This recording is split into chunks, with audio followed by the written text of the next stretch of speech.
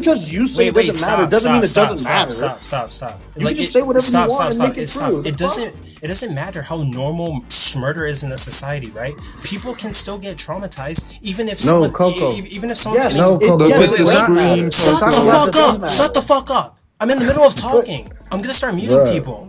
Okay? Then actually say something with facts. Shut the fuck up. I'm in the middle of talking. Okay? Like, it doesn't matter if people are getting murdered every single day, how normal murder is, right? What matters is that people can get traumatized regardless of how frequently people are dying, right? It doesn't matter. Like I agree with you. Okay. Why would you say right like I agree with you? Why are you Coco. automatically assuming you're correct? Paul didn't even have a vision of Jesus, right? In the sense of like, He did. wait, hold on. That's why you're saying straight bullshit. Shut the fuck up! I will drop you, you low IQ plankton. Shut the legitimate fuck up. I'm not too sure. Okay, like literally what I'm saying. Like literally what. Right. I'm like, okay, right. Get off my fucking panel. You're on my show. We're just kind of follow that. Like literally. When you talk about these two traversing infinite regress, we're just talking about. I'm assuming you just mean traversing 2 points.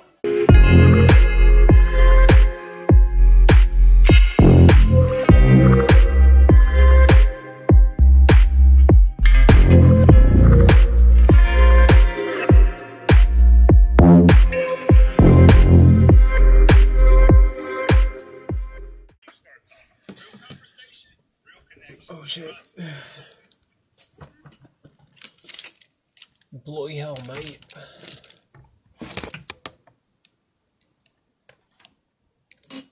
Okay, hold on.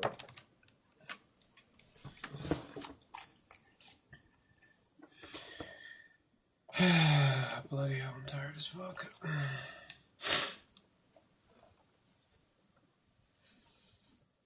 Oh, shit. Hopefully I got nothing in here.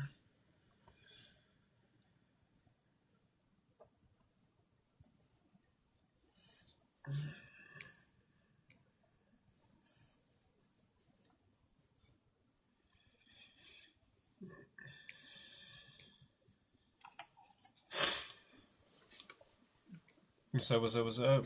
Hey, people. I took out the trash. I hope I don't have anything in my hoodie. I'm about to eat ramen noodles. Yo, what's up, Chase? Hey, good evening. How are you? I'm doing pretty good. What do I call you by? You can call me Coco. Coco. Yeah. That's a fun name. Yeah. How are you doing? I'm doing alright. I'm about to play Pokemon, eat ramen noodles, and have some conversations about the topic on the screen. Sounds like a good evening. Hell yeah. But you got anything for me? Yeah, I'd love to know. I mean, me personally, I would say, like, why aren't you a Christian? I just find it to not really be like a realistic worldview that like describes the data that I see in the world. I find like. What do you mean by that? I find it exactly the opposite. I mean, to me, like the Trinity, I see that everywhere I look. For me, like it's gonna be like things like divine hiddenness. For one, when people like. What's that? It's a philosophical issue that God seems to be hidden or unclear in regards to like his existence. So when it comes to like miracles, right? I'm agnostic. So I'm open-minded to the idea that like miracles possibly happen, but oftentimes I don't really find like a symmetry breaker between like miracles and something that can be explained by naturalism, or maybe something we don't even know yet. Because like historically, we used to say that like schizophrenia was like demon possession, right? But then eventually we studied neurology and we found out that it wasn't demon possession, it was something neurological. Sure. So there's kind of like, there's two hypotheses on the table. There's like science, naturalism, and then there's like Christianity or like theism. And I don't see like a symmetry breaker, which would be something that would lean me to either side. I think I'm more convinced of like science and like the atheist hypothesis given priors, but yeah. Yeah, well, I mean, first of all, I mean, if you don't mind, I'd like to make it, very clear that science isn't in contradiction with Christianity. I agree. Yeah, so some of our best scientists are Christian. Like, yeah, because the way you're like, there's science, naturalism, and then Christianity. I was like, well, that actually depends. Like if you believe in the Genesis account of creation, it is, or flat Earth. Many flat earthers have an interpretation of the Bible as being flat. Noah's flood never happened. That's in direct contradiction with science. I would say like it depends on what your hermeneutical principle is. If you're like a Genesis literalist, like you take it literally, then yeah, it contradicts with science. Some people interpret Noah's flood as like maybe a local flood. That's some interpretations, right? But if you actually believe that the entire earth was flooded, it's mathematically and scientifically impossible for such a thing to happen. And in fact, it would destroy all plant life. And given the animals that like Noah carried on his ark, it would be impossible for them to repopulate the earth and match up with what we see today in regards to taxonomy, evolution, and like all the different animals and stuff. Or a young Earth. There's like all kinds of problems with Noah's flood. Some people say it was a local. Basically, there's a whole bunch of the Bible. If you reinterpret it, then you can sort of make it match up. But basically, you would have to say the Christian God created the universe 13.8 billion years ago. And that's still an assertion because the universe could be older than the Big Bang event. And then billions of years later, like 4.5 billion years ago, formed like the Earth formed from an accretion disk, and that was like part of God's plan. And then God first put like microorganisms, the first single-celled organisms, and then through evolution, billions of years later, a species eventually evolved into humans. That would all be in keeping with science. Yep. Hey Coco, I think I'm gonna drop out. I was kind of just looking for a one-on-one conversation with somebody, not having like a panel discussion. Oh, I mean, like we can do that. Like we can have like an isolated one-on-one for a couple minutes. Well, I mean, my wife is almost home. I don't want to, hog the whole thing. And I mean, I would love to have a conversation with you, but it'll have to be brief. Forewarning. Okay. Oh yeah. I can be very brief. Oh, I mean, like, okay. If you have to go right now, you can. But like, well, not right now. I just like I'm not looking to have like I just don't have the time to be like like talking to you and then someone's cutting in and everything like that. And I'm not trying to be like like putting myself in the center or anything. I'm just putting up like, hey, this is my wife. It's my wife. She's almost home. I gotta be standing at the door at attention. Yeah. Okay. I mean, yeah. Send me a DM and like I can go live and like do a 1v1 with you. Yeah, for sure. I typically do that on like Monday and Tuesday. But yeah. Yeah. Okay. Well, I don't. But like I said, I don't want to. He got a phone call. It looks like his wife. Yeah, that's what I was thinking. Hey, Coco, I watched the end of the debate that a few days ago. Why did you cheat that one dude out of his win? What guy? The guy on the left. You cheated him. Are you talking about I'm kidding. I'm kidding. No, I saw all I caught was the dude was like, "This is bullshit. I should have won." He was like going off on you on your judgment, said you were biased and the whole thing. Oh yeah. Yeah, so recently Wisdom Songs debated somebody on the Trinity.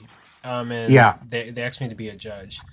Now, I tried to be super fair. Yeah, and I don't doubt that at all. Yeah, and like I was using the rubric that the guy gave me, and it was this rubric that was like 3 pages of like detailed analysis, and I was like, bro, this is crazy. And for me personally, I think like the Bible more so tells a story of a Trinitarian God. That's what I think, right? So like for a oneness to win an argument against like the Trinity, there's so many like verses he has to rebuttal, and I think it's like an uphill battle. right? Yeah. And so they just have to be like stupid good, right? They have to do like a really good job, and the Trinitarian has to do a really bad job. And I don't think that guy did a very good job, right? Now, who came up with the rubric? And it applied to both sides, right? Yeah, it was like 4 pages long, collegiate, like rubric with so many details and shit. I didn't read the whole thing before they started the debate. I was looking at it during the debate. My brother, And, from like, Syria, need the help, please, my friend. But I'm sorry, we're broke too. I can't help. I'm sorry. Like I'm literally in between jobs. But yeah, no, it was like 4 or 5 pages, probably 3 to 4, and it was super complicated. And I tried to judge it as much as possible. But yeah. No, I got you. I didn't watch the debate because I don't really care about that. The whole Trinitarian thing. But I don't know if I would have agreed with you or disagreed with you, but what I have no doubt about is that you made every attempt to be impartial and fair when you made your judgment. Yeah, and like when it comes to Wisdom Song, like, you know, I docked her a couple points. I didn't give the cross-examination to her. Yeah. But I gave like the intros. I said that they tied in the rebuttals. And then I gave her the intro. I gave her a tie in the rebuttals. I think the other guy took the cross-examination, and then I gave her the closer because she summarized her rebuttal, and because she had like a better cross-examination. But the only thing is that there was this thing in the rubric that said like if a yes or no question is answered, you have to say yes or no. Stupid fucking nigger. Yeah, nice. You're so uncreative with your insults. You have to come on the panel and say the most like cliche and overused slur you possibly could. You fucking low IQ like single cell braid like plankton. Like you're such a loser. But anyway, but no, like Nigger. Awesome. Okay, so you guys are both losers. What is going on? Jesus. I don't know. Like, there's these people who are just like so brain dead and like low IQ that all they can do is come on a panel and shout the N-word. Like, at least be creative if you're gonna be like racist. Like, let's be so fucking honest. Like, dude, why are you requesting again? You fucking loser. I'm not bringing you up on the panel. Like, go and like be single and jerk off to porn. Like, I'm not bringing you up. Anyway. Oh yeah, I think Wisdom Song did a really good job. She definitely did a good job in her opening. She did pretty decent in her rebuttal. Cross-examinations, I probably would have given it to her, but she like there was a stipulation in the rubric where you have to say yes or no to yes or no questions and then expand. She didn't do that. And so wow. Or she struggled with doing that, so like I docked points and gave it to the other guy, and then the closer, you know, she did a good job summarizing. Also, she got the other guy to concede in her cross-examination, so okay. You know what's crazy? Oh yeah, she got the guy to concede in her cross-examination with her questions multiple times, but also, you know what's crazy? She Wisdom Songs, when she first started debating on TikTok, right? Her first debate, she didn't do that great, right? She was kind of like bad at debating, and everyone was like, we're not sure if Wisdom Songs is going to be that great of a debater. But if you've kept up with Wisdom Songs in all of her debates, she's gotten better and better and better. And right now at her current level, like Wisdom Songs is like a legit Christian apologist who I'm a little bit afraid to debate even, right? Like she's like really fucking smart. Like she's actually good. Never debate me then. Oh, like on the Trinity or what? On anything. I mean, I'd like to do one about the resurrection if you'd be down. I mean, no, hell yeah. Wisdom Songs is on, like, I'm down. Yeah, when Wisdom Songs started, she wasn't really that good of a debater, but now she's fucking amazing. Like, Wisdom Songs is like, she's pretty peak. You're glazing her so much. No, she's actually good. Like, I've had multiple conversations with her, and she's incredibly intelligent and like very well spoken. I have a lot of respect for her I think in she's that well regard. spoken. I just think she's Well, a that's motivated awesome. reasoner, though. Well, That's I'm awesome. not going to say that her reason's right because I don't agree with her, but I will say that she engages honestly with the conversations, and that's refreshing. I don't know if it's honest if she's a motivated reasoner. I don't know if I've ever even spoke to her.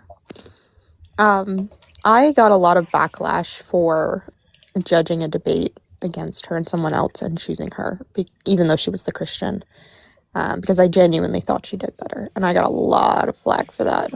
Nah, if you thought that she genuinely did better, then I support your voting. I had a for her. rubric. Yeah, no. Same. If you judged fairly and she came out on top, then I support Were you saying the that odd she man came out, out on though? top. No, I wasn't the odd man out. I think Coco, didn't you judge that debate too? I think so. Yeah, actually, it was Because you like, I remember like I was sitting, listening, taking notes. Was it 3 or 5? 3. Oh, so the majority got that. It was like a Trinitarian debate.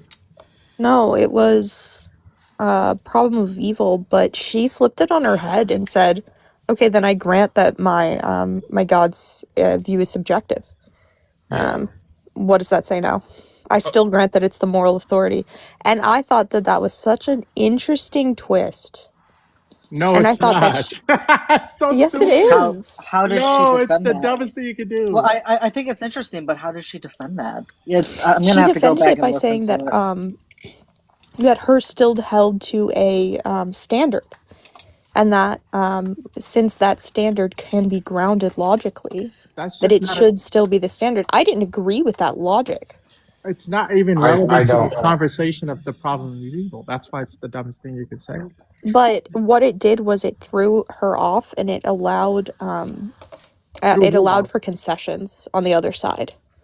Who did it throw? So it's not that the argument won per se. Autumn? It's that Yeah. it threw the other person. Correct. It threw the other person, and that person could not. Okay, because already I'm thinking about all these different ways to counteract that I would argument. have easily taken the claim, right? And I'm like, I feel like you could very easily counteract that claim, but okay, so it was because it threw the other person off. I understand that that's something you have to take into account when you judge on a debate. I don't know. But I don't know. I'm definitely gonna have to. Wait, so you're saying Coco, it's on your channel? I'll have to go back and take a look. There's no response? Yeah, I think it is. I'm gonna have to go back and listen. I know I got a lot of flack because people didn't like how I explained. Well, that's possible. I'm also not in a great frame to explain things right now. Based. What do you mean right now? It's a Thursday night. Let's say I partied like it's a Friday night. Elevated. But okay, I guess. I mean, me too, but no, I decided to get faded. Jesus Christ, hatred. Same. How's your husband? No, yeah. If I can't deal with know. like stupidity online without this. I don't think I've ever spoken to Wisdom Song personally, but I would be definitely interested in a debate, especially if it was surrounding something like the resurrection, like how we can know that it actually happened. Like She's very great with Trinitarianism as well. But honestly, here's the thing: I don't believe in God, but like the theology that I think could make sense, like I think is Trinitarianism. I have a really hard time understanding how people can argue for Unitarianism in the Bible. Wait, Trinitarian is just like logically impossible. Yes, but when we're looking at it biblically, right? I'm talking about within my internal critique of Christianity. I think that Unitarianism is indefensible when using the Bible. Whereas I get what you're saying. Yes, internally. Yeah, so Trinitarianism doesn't make sense in a vacuum, but it is the most biblical, is what you're saying. Correct. Yeah, I got you. No, I mean, there's plausible. I would agree with it from a New Testament perspective, but not from an Old Testament perspective. And that's I grant that the Bible contradicts. I grant that. You could definitely interpret the Bible in such a way that you can make sense of a Unitarian. Yeah. Sure, I just don't grant that that's what the text is saying. Okay. Yeah, I mean, like, yeah, like I think somebody who's won this, who's debating against a Trinitarian, I think, yeah, like it's an uphill battle. I think the Bible does give the idea of like three persons that share the same will, or some kind of like. I also Trinitarian don't thing. think that's an indefensible position given our current understanding of multiplicity of the brain and psychology, right? Like, it's not a stretch scientifically anymore. No, I mean, due to the law of transitivity, right? They would just have contradictions, right? Because here's a great example. Do you ever have that voice in your head that's like, "Hey, you are a fuck up. You're never gonna do anything good." Yeah, you have that voice in your head? Nah, mine tells me I'm perfect. Yeah, but that's fine too. You have a voice in your head still, right? Like, yeah, one that's encouraging you, then, right? Yeah. This is called multiplicity theory. This is also where we're starting to understand that the integration of a child brain doesn't occur until the ages of 5 to 9. 9 being the very, very, very late end. But and until then, we contain multiple different states of self. It's very confusing. It seems very woo-woo. It's very scientific. It's where we get dissociative identity disorder. It's kind of how we discovered it. So we all contain quote-unquote parts. So there's the work part of ourselves, and there's the some part of ourselves. So I think that if one could make a very strong case of dissociation within the Trinity, I think. It's not going to work because the Trinity is about simultaneity. So is IFS, and so is DID. Honestly, okay, no. I think I could get behind that because that would explain the contradictions in the wills and the natures between what is all supposed to be quote unquote one God being. Yeah, the contradiction. Go ahead, the contradiction is easily pointed out when you have quote unquote two different people in the same mind, right? It's going to be person A, or part of person A is going to be all powerful or all knowing, or. Well, I'm not claiming it's two different people. Did you not hear me? I clarified. I said part of person. Okay. I'm sorry. I didn't hear that. Again. So the point faded. Yeah. So. Point is, sorry, man. I'm not gonna be able to keep up as well. If you have two halves, right? But one half you're saying, or rather 3/3, but 1/3 saying, all of this. They're actually saying there's 3 100%. They're not even saying they're. Yeah, I don't agree with that. That's stupid. That's why I would argue dissociation over like 3 and 1. Like, I think that the dissociation is how I would argue it personally. But that just wouldn't be the Trinity. I know, but it would be a better way to talk about. I mean, that's what I was saying though. Like, yeah, like if I was a Trinitarian or like want to call myself a Trinitarian, the Trinitarian that I would say is like there's one person that transitions like personality. So like I don't even have a problem saying one person with 3 essences, as long as those essences don't share necessarily will, right? If those essences are distinct enough but still connected somehow, right? I think that they give a lot more room there. But I could be wrong, right? I could just be completely faded. No, that is absolutely correct. That's my view. Like when I was a Christian, I mean, that's how I made sense of the Trinity. Like, no, I feel you. Also, so you've been playing League, man? I think when I was a Christian, I said what? Saw the Trinity as something that was like, it was one being, right? It was God, but I saw it kind of as separate as there was God, quote unquote, the Father, that was the full spiritual being, Jesus being either the spoken word or the physical flesh, and the Holy Spirit being basically like God's emotions. So I saw them as like basically separate parts of the same being, but depending on what was needed at the time, was how God revealed himself. So I guess kind of like a quote unquote dissociativeness. Yeah. Identity disorder type of look to it. And that's how the Trinity always made sense to me. I guess I just never really connected it to something like this until now, but I think it fits pretty well. I love how I said Unitarianism and PRK like rose from the dead and just like popped in the Well, so I wait, didn't even PRK, know that. you're JC I was like, Rose? I said that Yeah. I think Trinitarianism is That's so funny. significantly easier to defend within a biblical framework than Unitarianism. But I Oh, don't that's necessarily just know if I hold that false. to your case because of what you hold to Well, specifically. it would be, it might be a little easier to defend if you accept all of the books of the Bible to be Exactly. like if you accept all of them, yeah, it could be, but yeah, I could see that. But if And there we have it. if you were to say that some books of the Bible are like unreliable or whatever, yeah, Unitarianism is way easier to defend in my view. Oh, I agree. And this is why I was saying like this is always weird to say like my theology, but that doesn't make sense because I'm not a Christian. But this is like when looking at the text from an internal perspective, this is my theology, quote unquote. Yeah, I mean, they always just go to John, like John 1:1 and stuff like that. I think that's like a very hard verse for Unitarians to argue against. Let me grab my Bible 1 second. I have so many of these because No, you know the verse. It's just like in the beginning was the Word, and the Word was with yeah, but God, that and the one's Word was God. that's so dull. There's so many better ones. No, but that one's like the clearest one because it says in verse 14, the Word became flesh. I don't grant that that's the most clear one. What do you think's more clear? If I remember correctly, okay. Wait. I think John 1:1 is the most clear. Matthew verse. 28.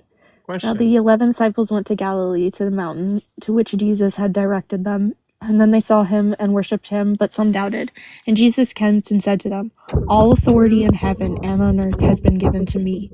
Go therefore and make disciples of all nations, baptizing them in the name of the Father and the Son and the Holy Spirit, teaching them to observe that I have commanded you, and behold, I am with you always unto the end of the age. I don't know how. I don't know. I don't know how it's that one's that clear because he's saying all authority has been given to me, right? So does God not have inherent authority? Like does God have to be given authority? I mean, that is kind of a strange thing to wrap your head around if that's what the author was trying to say. Without trying to sound so blasphemous, I would say that God giving his meat suit, his godly authority, would count with that, but it would still be God because it's his no, but that's modalism. That's not something a Trinitarian would hold. Like they wouldn't say that Jesus is a meat suit of the Father. I think you could though if you're saying that Jesus was actually the Word that became flesh.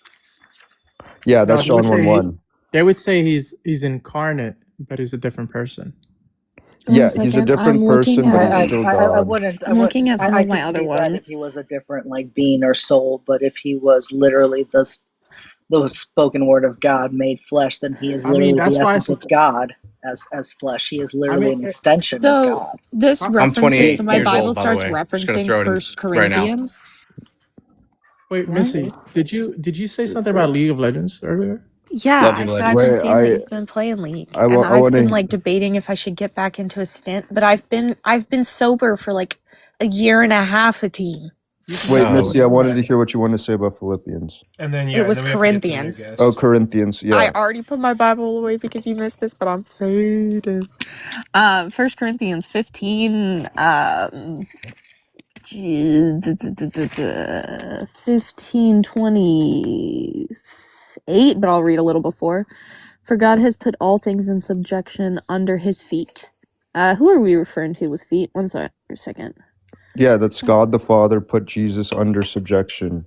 That Jesus is subject to God. Okay. That's what it's saying there. I don't see all how that's things are put clear into at all. subjection. It is plain that he is accepted who put all things in subjection under him. And then we get to verse 28, where my study Bible, I'm going off of my study Bible now. That's fine. I just hope you know that.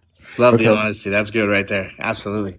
When all things are subjected to him, then the Son himself will also be subjected to him, who put all things in subjection under him, that God may be all in all. Correct. Very well read. That was So good. it just seems as if Jesus is subject to God here, subordinate to God. I mean, I can't necessarily disagree with you here, but I 1 second. I have to look at my study Bible. This is why I have a study Bible. Respectfully, I don't have a whole lot of scripture necessarily to add to the everything. I'm a baby Christian, but I'm only a Christian literally by the faith.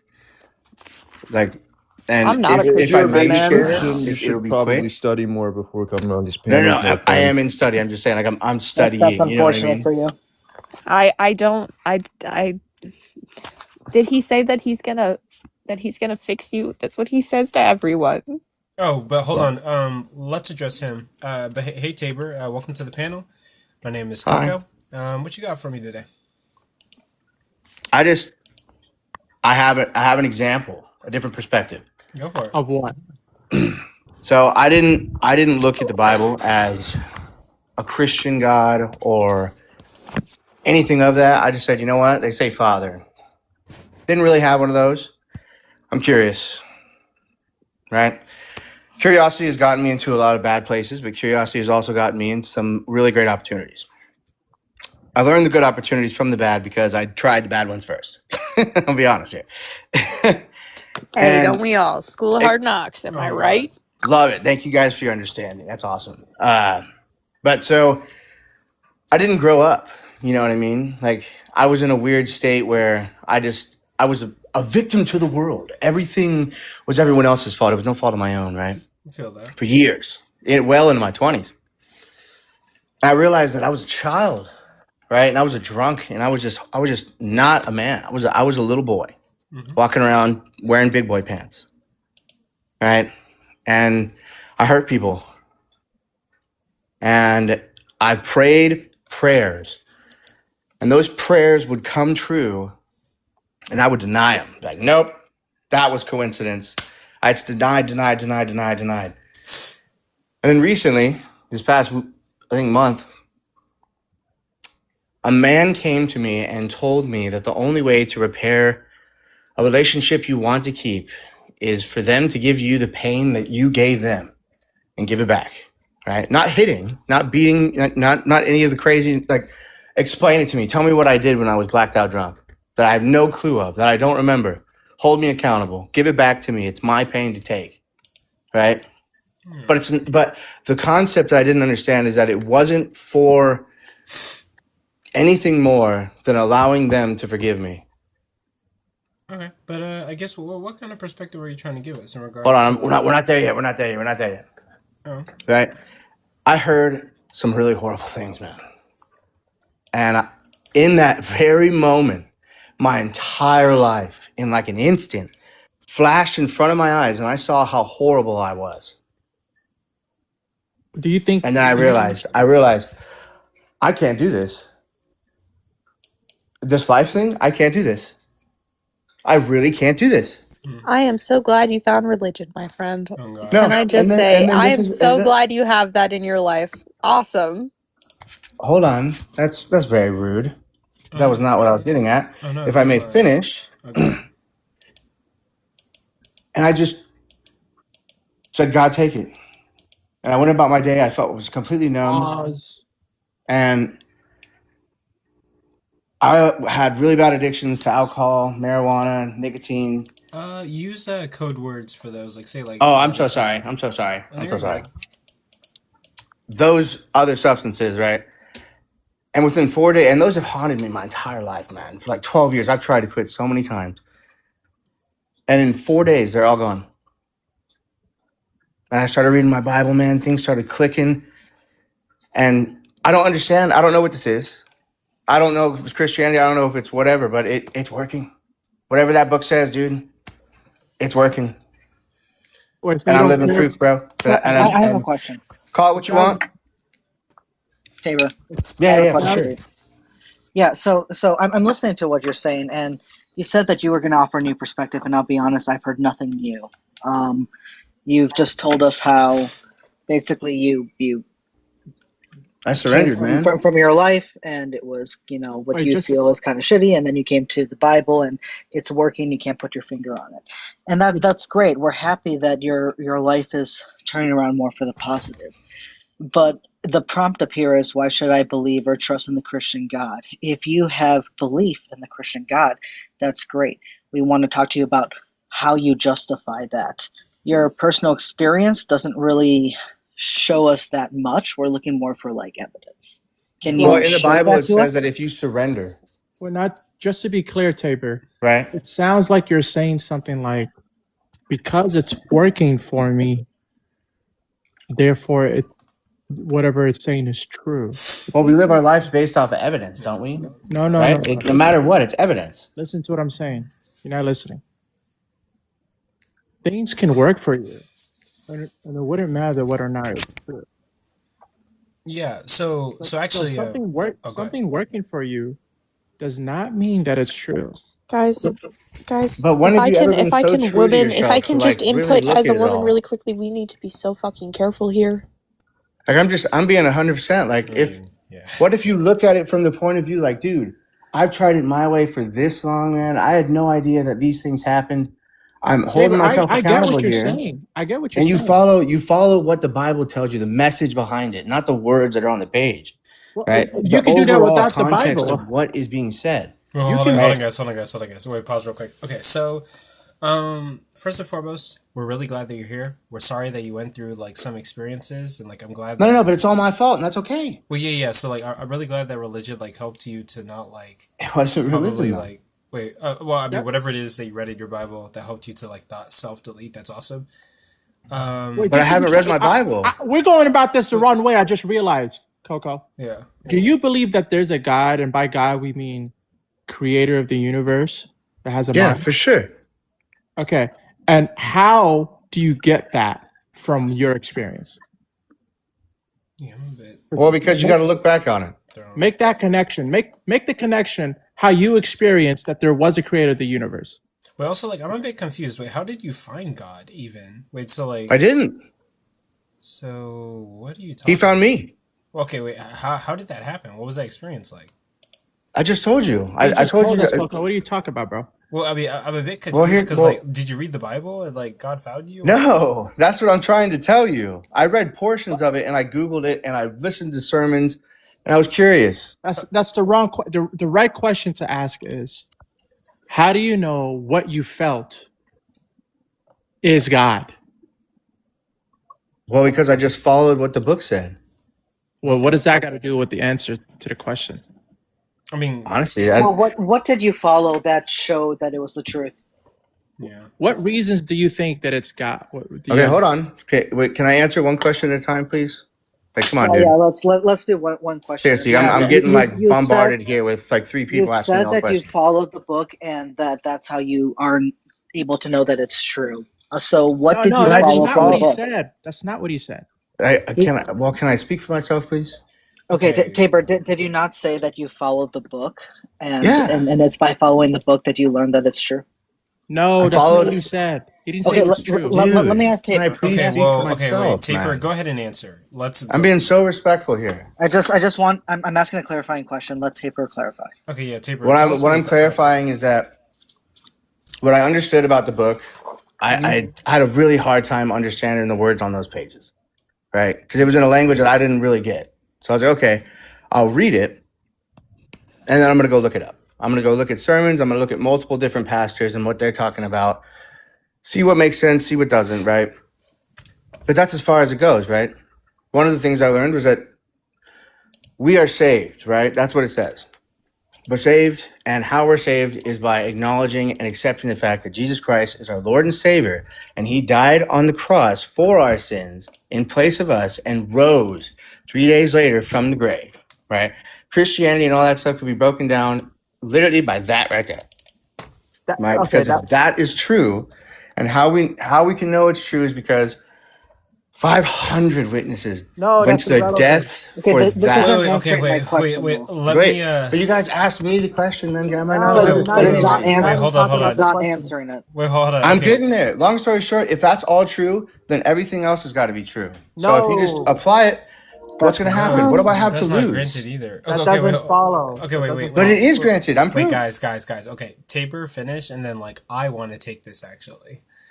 But I want to really quickly Go for it. put in a caveat here of, and Tabor, please take this with so much respect. This is me coming from a place of brute honesty. If you were to lose your religion, would I need to be afraid of you being like hurt? Wait, what religion am I a part of? What religion am I a part of? I'm not even sure if he's part Whichever of one you are. Like, if you didn't have the comfort that you have right now from your experiences, would you be a danger to yourself or others? That's an impossible question to answer because you can never take it from me. Well, hold Okay, on, that's good. wait. That's good. I'm glad that is the case. I Here's just the thing. wanted to make sure that when we go into this conversation and we're pushing you on your belief, we're not going to push you into an area that's hurtful for you. That's all I'm wanting to do right now is to, let's say you were somebody who was going to, right? Would you prefer No, me we're ask? not going to say that because it's not true. No, that's fine. That's fine. I just would prefer to ask and make sure I already answered your beforehand. question. You don't need to dig any deeper. You're fine. You're safe. I have no idea why you even ask or insinuate that question. That's kind of hysterical, to be honest with you. Oh, I have not given. Well, I have it's- shown the it's actually utmost not say amount of hysterical to respect. me. Like I've been It's not so respectful hysterical, here. Tabor, One because- second. That's like you're insinuating I'm going to be violent towards you. No, I was Tabor. no. I was asking if you were gonna hurt yourself because this religion has brought you so much comfort within your own life. I was trying What to make sure that religion? people would respect whatever religion you do religion? follow. I know, but I Whatever it haven't is. classified myself as any religion. I'm saying that the book that the Christians talk about, I followed. I'm just trying to be. I was just trying to be kind and look out for your mental health if that was something that was necessary. I was in no way insinuating, and if that came across that way, I apologize from the bottom of my heart. Well, okay, hold on. Okay, Okay. let's just I appreciate spit that. it out, right? Like That was very interesting. Okay, if you found out that God didn't exist tomorrow, are you going to unalive yourself? No, because one, I am so much better than that. Okay, then that's all. And- That's all we're asking. Yeah, Is that's all we're self-unaliveness- asking. Is that are you going to be okay? If Well, we didn't I have just this say? I just said conversation? no. Like I'm not gonna unalive unalive Okay. myself. Yeah, that you're Ta- Gucci. Tabor, I understand that you think this is funny, but I don't think you understand how many people we've talked to that have, through conversation, come to the realization that maybe what they believe is not correct, and it has caused them such emotional distraught that we have feared for their safety to themselves. We are I'm just sorry trying you to make went through sure that, and I you're pray for those okay. people. Yeah, Okay, yeah. And but I'm you just realize that and that and is so a possibility, and we just want to make sure that before engaging further in this conversation, that the person we're talking to, you, will be okay. are safe. Oh well, It's I all- appreciate your guys' sympathy, but I will be I came at this from. I just wanted to 110% make sure you're perfectly safe. fine on all fronts in everything that you could possibly think of, in all ways. Okay, yeah, you're good. Also, P.S. Don't call women hysterical. That's super Whoa, misogynistic. I did not say women. I said what you said. She's a I'm woman. just saying, I am a Anyone woman. You could have said said hysterical. it. You said I'm the saying same don't thing, say dude. that I was to talking women. about you and her. You both said the same thing. Yeah, There's I'm a saying generalization to the in two general. of you, not just one of you. Okay, where does the word hysterical come from? Enlighten me. Yeah, so the reason I'm saying don't use hysterical for women is because, do you know hysterectomy, hysterical, it typically refers to a womb. So when you call a woman hysterical, you're saying that her hormones are affecting her so bad she can't think straight. And so, like, I recognize you may not have Respectfully, known I'm that. starting to realize that this is definitely not going to be a conversation that I want to be a part So of, you knowing walk that into a what you bar- guys stand on. Wait, So no. I'm good. Thank you so much. God bless you. Wait. We're trying to have the conversation. I want to even. have Nah, the man, conversation. you guys are the ones that I've heard about. I'm all right. Thank It's you. okay, you can What does that run. mean? Goodbye, little boy. She's just telling He's a you runner. not to He's a be track star. Wait, hold on. She's just telling you not to be misogynistic and telling you about like hystericalness. The history of hysterical. Just informing all 32 people in here that don't call women hysterical because it has roots in misogyny. Yeah. That's not like an if and or but thing. That's just like Nobody knows those facts though. I mean, yeah, we're just trying to inform him, but also like we could have gotten to like debating him a little bit more quicker than like how that went, but I had to make sure he wasn't gonna hurt I himself. wish we did. Yeah, I'd love to get back to PRK and Trinitarianism. God damn it, that's actually disappointing. I wanted to literally talk about how, like, for fuck's sake, there wasn't 500 witnesses, god damn it. Paul said that there was 500 people, and we don't have 500 accounts. Fuck! What? Okay. Well, we can't Only one- substantiate that there were 500 witnesses, but it could be possible. I mean, why not? Okay, but 500, actually, sorry. 500 people seen it, but 500 people didn't write about it. Yeah, but also, like, sorry if that Yeah, was a bit... we wouldn't expect 500 people to write about it. Definitely I would. not. But also, I would write about it. That's crazy. Yeah, if you're It's just faith-based. irrational. Well, I mean, man, this is only assuming you can write. Right. Oh my, the alcohol's getting... But sorry if that was a bit aggressive. But also, keep in mind that back then, the only people that were able to write stuff down were, like, the rich and privileged. Like, getting access to, like, ink... Says who? Well, yeah, so like... What do you mean says who? That's Hold just on. basic history. Yeah, so when Basic it comes... history. Yeah, so when it comes to history, right, like, it's hard... It was very hard to afford parchment or something to write stuff down on. That wasn't accessible to everybody. It was accessible only to, like, the rich, right? People who were rich had the money or the funds, right, to buy parchment or things to write stuff down or note take on, right? So, not everybody could just, like, write something down. But at the same time, even given that fact, it does work against Christianity because basically Paul is a speaker person for the church, right? He's writing letters to the church and also saying what the early church is telling him. And he's saying that, like, hey, 500 people saw Jesus resurrect. Well, these 500 people didn't write anything down. Maybe they were poor, didn't have access to parchment. And this is just a claim coming from Paul. And there's no way to verify this other than to trust Paul. And some people would say that what Paul is saying with the 500 is just creedal. It's like something we can't verify that might have been added to what Paul was writing to boost or create some kind of legitimacy for everything that he's saying. And like, I think... I don't know if that's like necessarily I understand the boosting credibility thing, and maybe some do argue this, but I mean, others argue that Paul just inherited some type of tradition about the 500, like you were mentioning before, from Christians that came before him, like Ehrman says that. Yeah, but were Mark and John wealthy people? Because they wrote, but John was a fisherman, and Mark was just a companion. Well, Mark of Peter, was written first, right? So when we're looking at the dating of the Gospels, we're looking at Mark first. Mark is our earliest. Now, I am very generous and give it around maybe within 20 years of Jesus's crucifixion. After that, we have Matthew and Luke, which seem to heavily take from Mark. And then John seems to be an amalgamation of the three. And so that's just important to keep in mind when speaking about like the historicity around the Gospels. Yeah. I'll be honest with you, I don't even grant that the Gospels were written by their namesakes, to be completely honest with you. We have books... To pull a Coco, based. Yeah, of course. Yeah. I'd say a group of people came together. Yeah, so let me explain that, right? So, I mean... I do not grant that, like, the Gospels were written by their namesakes because Jesus died in 33 AD. Your earliest Gospel is going to be Mark, and Mark is going to be in 70 AD. And sure, the other Gospels are going to be, like, later than that. Mark is going to say certain stuff about Jesus' life, and the claims just get more wild as you look at the Gospels that follow that are dated later and later and later. And also... May I ask a question? Oh, yeah, and then, like, last thing is, like, also... Mark is dated to 70 AD, but Mark doesn't become Mark, or the book of Mark, until 2nd century, when Irenaeus is the one who puts names on all of the Gospels, or names the authors, right?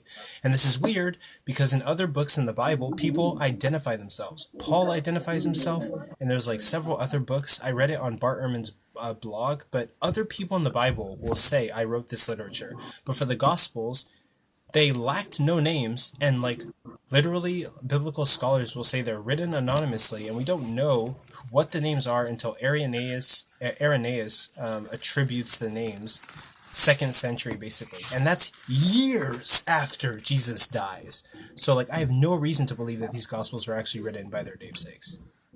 What about the time gap? Welcome to ancient history, Coco. I mean, where everything isn't so tidy as it is in modern history. When I say time gap, I mean Blasphemer to me. What? Yeah. What do you mean by time gap, busy? I mean time gap, like like the age of like Jesus from 20 to 30 something or whatever. Yeah, he wasn't doing anything at that time. What? The Son of God wasn't doing anything at that time? I think they called him. I think he was. I mean, I'm more convinced that he was. He was chilling. He was chilling. The biblical He answer was would in be, that and ice he block. grew in wisdom and in stature and in favor with the Lord and Right, man. So it would be right. assumed that he would be ministering to Jews during this time. That And is Missy, at don't least. you think? It's assumption. Don't you think that verse is much more expected under the hypothesis that Jesus isn't God? I mean, you might actually make me become a Unitarian, and I'm not even a Christian. Like, I Yeah. want to talk to you, like, in Discord, but you're never there, you cunt. Yeah, I If mean, Jesus- Jesus grew in wisdom and stature and stuff like that, like Missy was saying, throughout his life. And in desperate moments, God raised Jesus from the dead because he decided to raise an innocent man from the dead. But I'm not convinced that he's like God or anything like that. Easy. If Jesus is God and God is all knowing, Jesus should have come out the womb not only speaking, but speaking every language in the world at the time. Not if you take the internal doing critique. quantum mechanics. I feel like his only purpose was to Not if teach you take the basic. internal critique that he's limiting his power for the sake of salvation, right? If you're going to take on that mantle of Jesus being a limitation and an extension of the Father rather than an entirely separate thing, I mean, I just think we need to be fair there, right? Like, that's... He can walk on water but not be bilingual? I'm just trying to be fair, man. I ain't even. I'm like the atheistest to atheist. I don't think think he walked on water. I don't think he turned the bread to fed 5,000 people.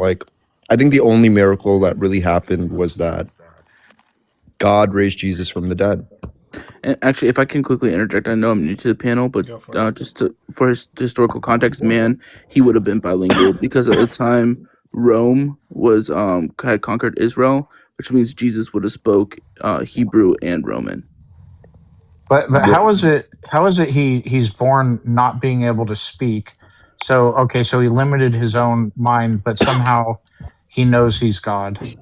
Well, so what we see biblically. Oh, go ahead. Okay. Sorry, I really did not mean to step on your toes there. I apologize. You're good. I was just going to say, so in a biblical sense, again, we're just going straight from the scriptures. Jesus's mission was to try to live the life that no human ever could, a life without sin and without blemish. To do so, he would have to boil himself down to the template of what a human is and live through each of the agonies of that a human does, meaning he had to be scorned by his fellow humans. He had to be experience love loss. He had to experience alienation, all these things. He wouldn't be able to experience that, excuse me, if he came through out of the womb speaking every single language, because then he would have been seen as some great and amazing person that was just someone who could turn different. You know? Like someone who could turn water into wine and walk on water. Right, and again, that he was might be seen. He did that later. He did that later, right? Wait, can I put up a quick timer? J-Rob, are you excited for tomorrow? On God. Yeah. I'm so excited. I got all my notes. I've been prepping. J-Rob, I hope you've studied. J-Rob, you better win this one. Dang, I hope I'm ready. I don't know, man. I believe in you. Because I don't actually. I have so many good rebuttals, but I really hope you know that this is not me coming at you with disrespect. This is me just genuinely. Missy, I might be going on a modern day debate. I'll debate you on modern any day of the week. PRK, I will debate you any day of the week. Yeah, who are you going could do something. Yeah, if you would give me an argument for God, that'd be great. Okay. But listen. So, on modern day debate, Wayne. You guys know Wayne Theologos? Yeah, Theologos. Yeah, I know. So Theologos is actually a friend of mine. Like, we're actually friends. Yeah, we're gonna probably debate the resurrection on there. Oh, that's cool. Really? Can you send that to me when you do it? Send it to You me should too. let us know when. I'm not gonna say probably. Like, I'm not gonna even say we're probably gonna do it. We've just talked about it. Wayne knows someone on the channel. He was open to it. So that's where we're at right now. Okay, also really quick for everyone who doesn't know, my name is Mr. Coco. This is the Controversial Compass page, and typically what I do here is like I debate people, and I host debates. I do host professional formal debates. So there's 31 people in here. If you want to set up a formal debate, you can debate anybody, and you get to pick 2 of the judges. Your opponent picks 2 of the judges, and then you both agree on a neutral judge, so 5 judges total. You can do that. Anyone can schedule a debate. But I debate people, I have conversations, and I host professional debates in hopes of bringing professional debates to TikTok. And that's kind of what my channel is about. Discussion, debate, and then also sometimes you might see me post marketing stuff to sell products on the TikTok shop and earn commissions and fund the channel. So, yeah. Nice. I was gonna say too, with this, we could do it on your platform too, Co, if that falls through. I mean, but so I was also gonna say the reason I wanted to debate Theologos is because he's not gonna bring up this Bayesian crap where he's gonna say stupid shit like, well, it's not You stupid. don't like Bayesian analysis? Like, I don't think it's stupid, but he's not gonna go low blow and be like, oh, like, what's the prior probability of God? Like, he's not going to do that shit. So, we're just going to purely be talking about the historical arguments. He has interesting arguments. So it's going to be very good. Yeah. It's going to be very like concentrated and not going to veer off into what's the prior probability of God existing. And, like you would need a God that would incarnate to raise the probability over 50% that a resurrection is what like whatever, right? So I'm happy to do that. So yeah. Actually, it's gonna be a good one. Yeah, actually, after your debate with Modern Day Debates, ask Theologos if you would do it again, and yeah, like do it on my channel. That'd be like awesome. I'm actually friends with Theologos, so I think ask him if he'll do it twice. Yeah. We could. It might fall through on there. So I mean, I doubt it would. It's just up to him if he wants to even do that. I mean, it's a big thing to go on Modern Day Debate, but yeah, because you have to show your face. You have to be on like face cam and like. Are you gonna be on face cam tomorrow, J-Rob? Because I am. Probably not, but we'll see. I'm debating if I should put on a really pretty dress and make myself feel pretty.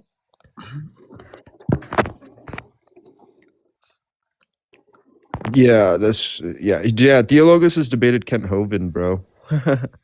You serious? Yeah, he has a debate against Kent Hovind. I gotta see that. Yeah. All the comments were kind of trashing him. It was all like Kent Hovind fans and shit. That's what's gonna happen on Modern Day Debate. Like all the comments are gonna be atheists being like, "Oh, like, yeah, that's all." But it's whatever. You have to remember that like your worth isn't dictated at what other people say. Yeah, I mean, I'm just not gonna like. I'm just gonna. And make also, my I'll case. beat them up.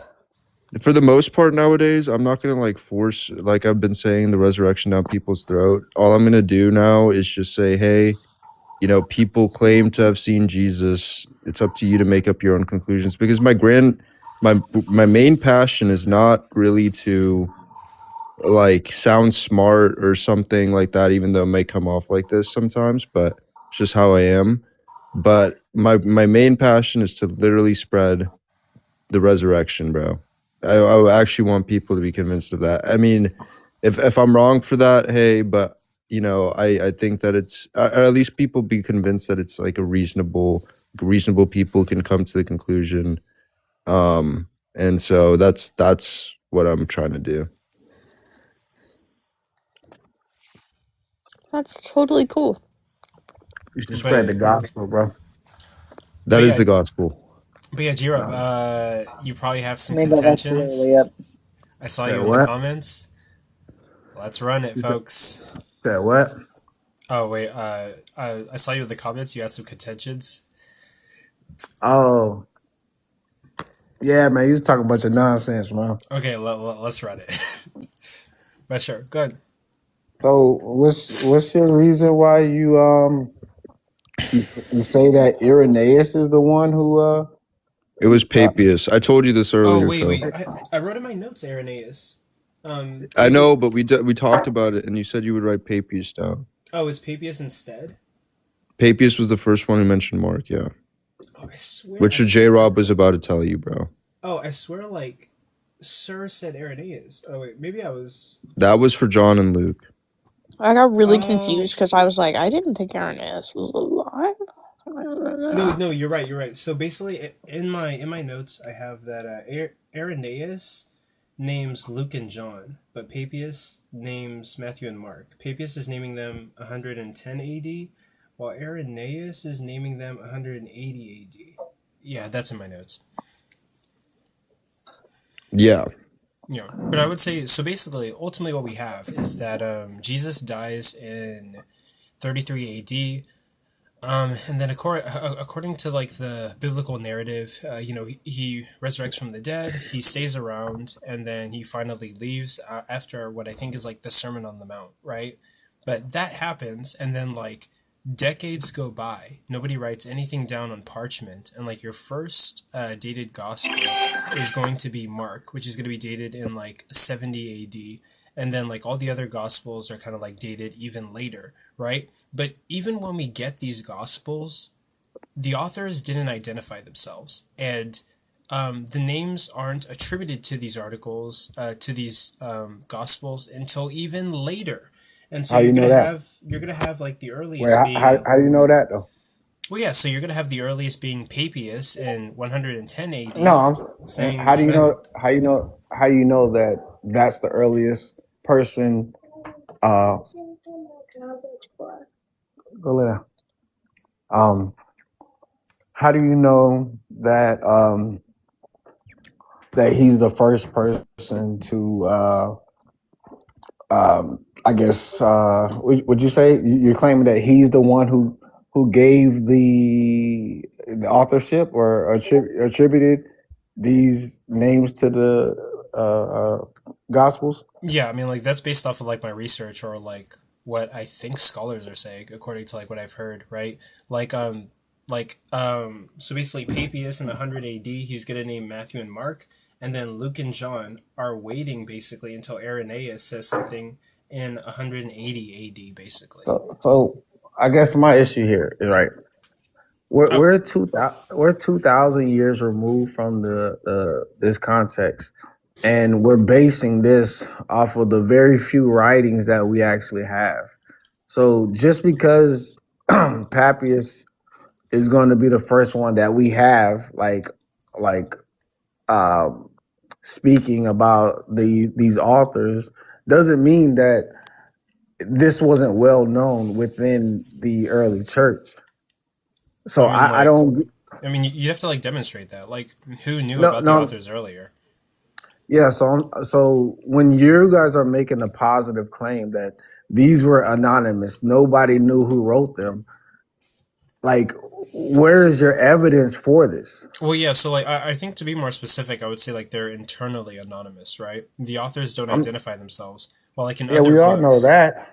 Well, yeah. So like, I would say like they're internally anonymous. But I mean, like, if we're going off of the evidence, what the evidence shows is that Papias is dating them 110, and Irenaeus is dating them 180. And like, sure, you could posit that the earliest. Wait, what?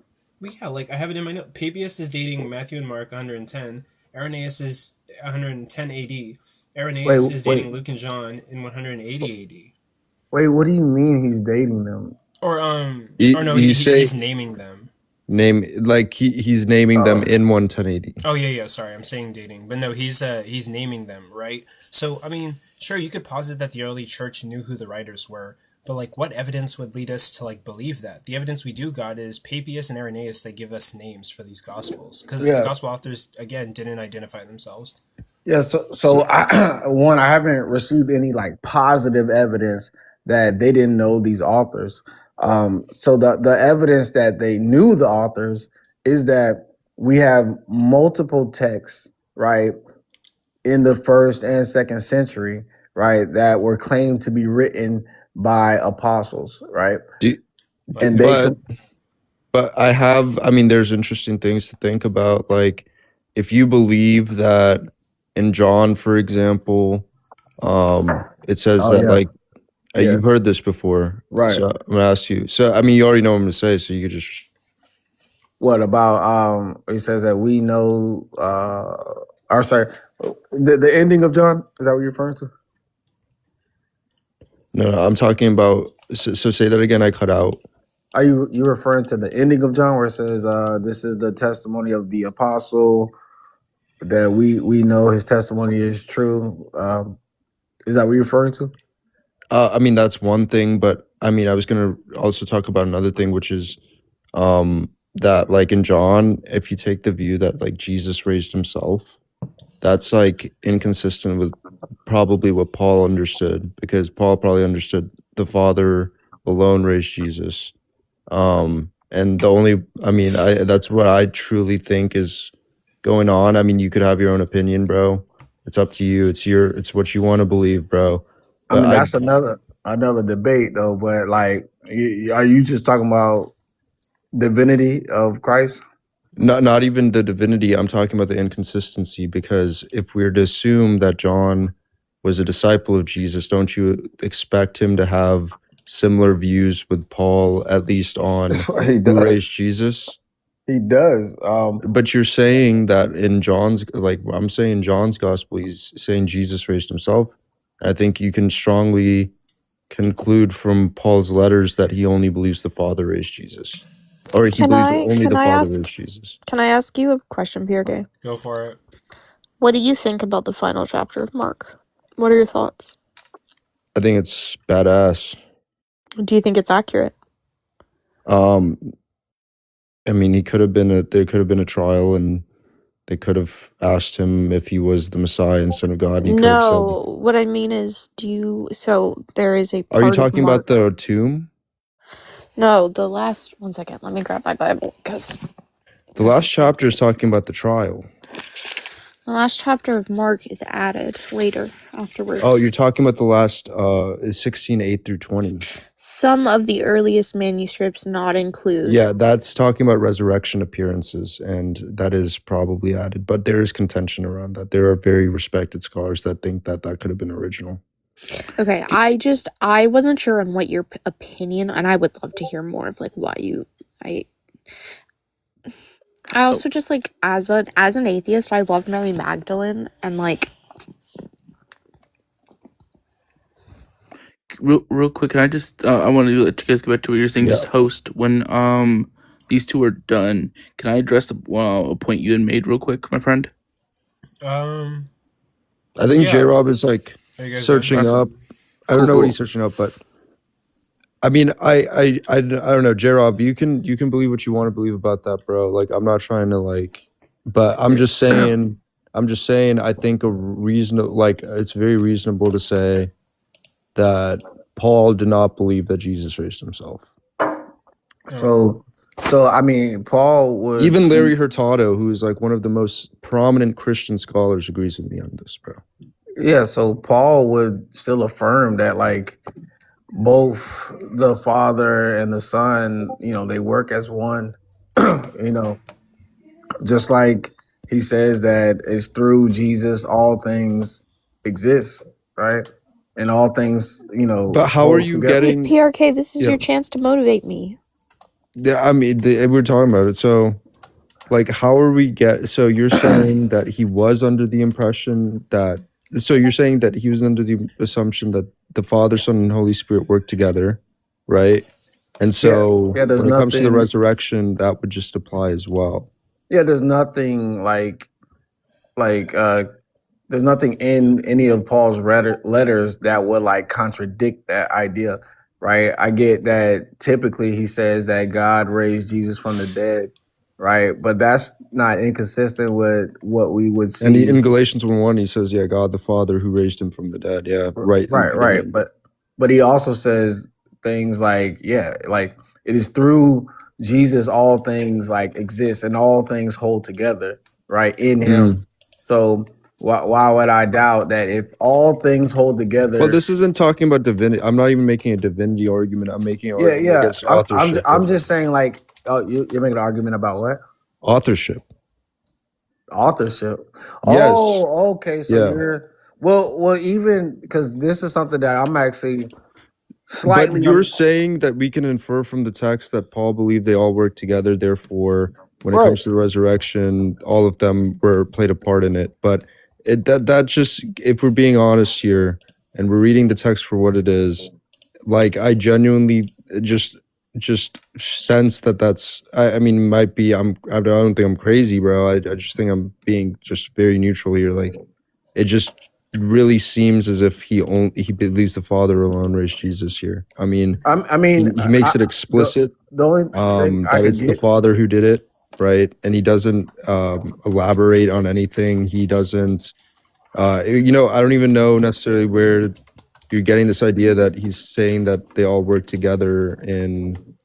I mean, you could say that, but like it worked together in performing something like I don't know. It seems very clear to me. Yeah, I'm speaking like just off the top of my head. I know there's more verses. It's late right now for me, but I know Colossians where it talks about through whom all things like hold together, right? So that automatically gives the understanding that all things that are in existence are being held together by Jesus, right? It is through him we have our being. You know what I'm saying?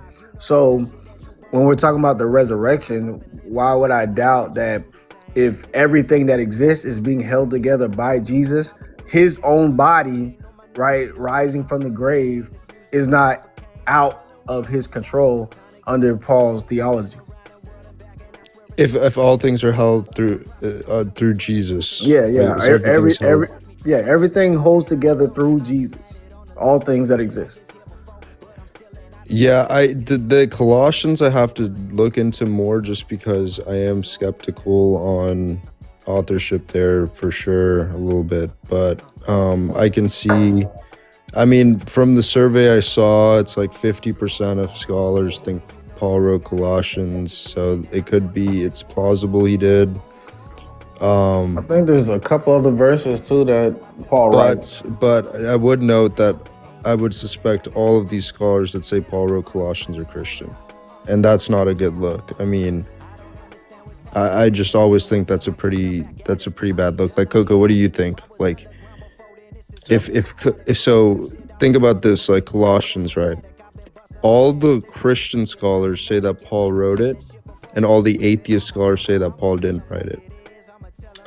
So, what would you think about that? If you just had to go off of that.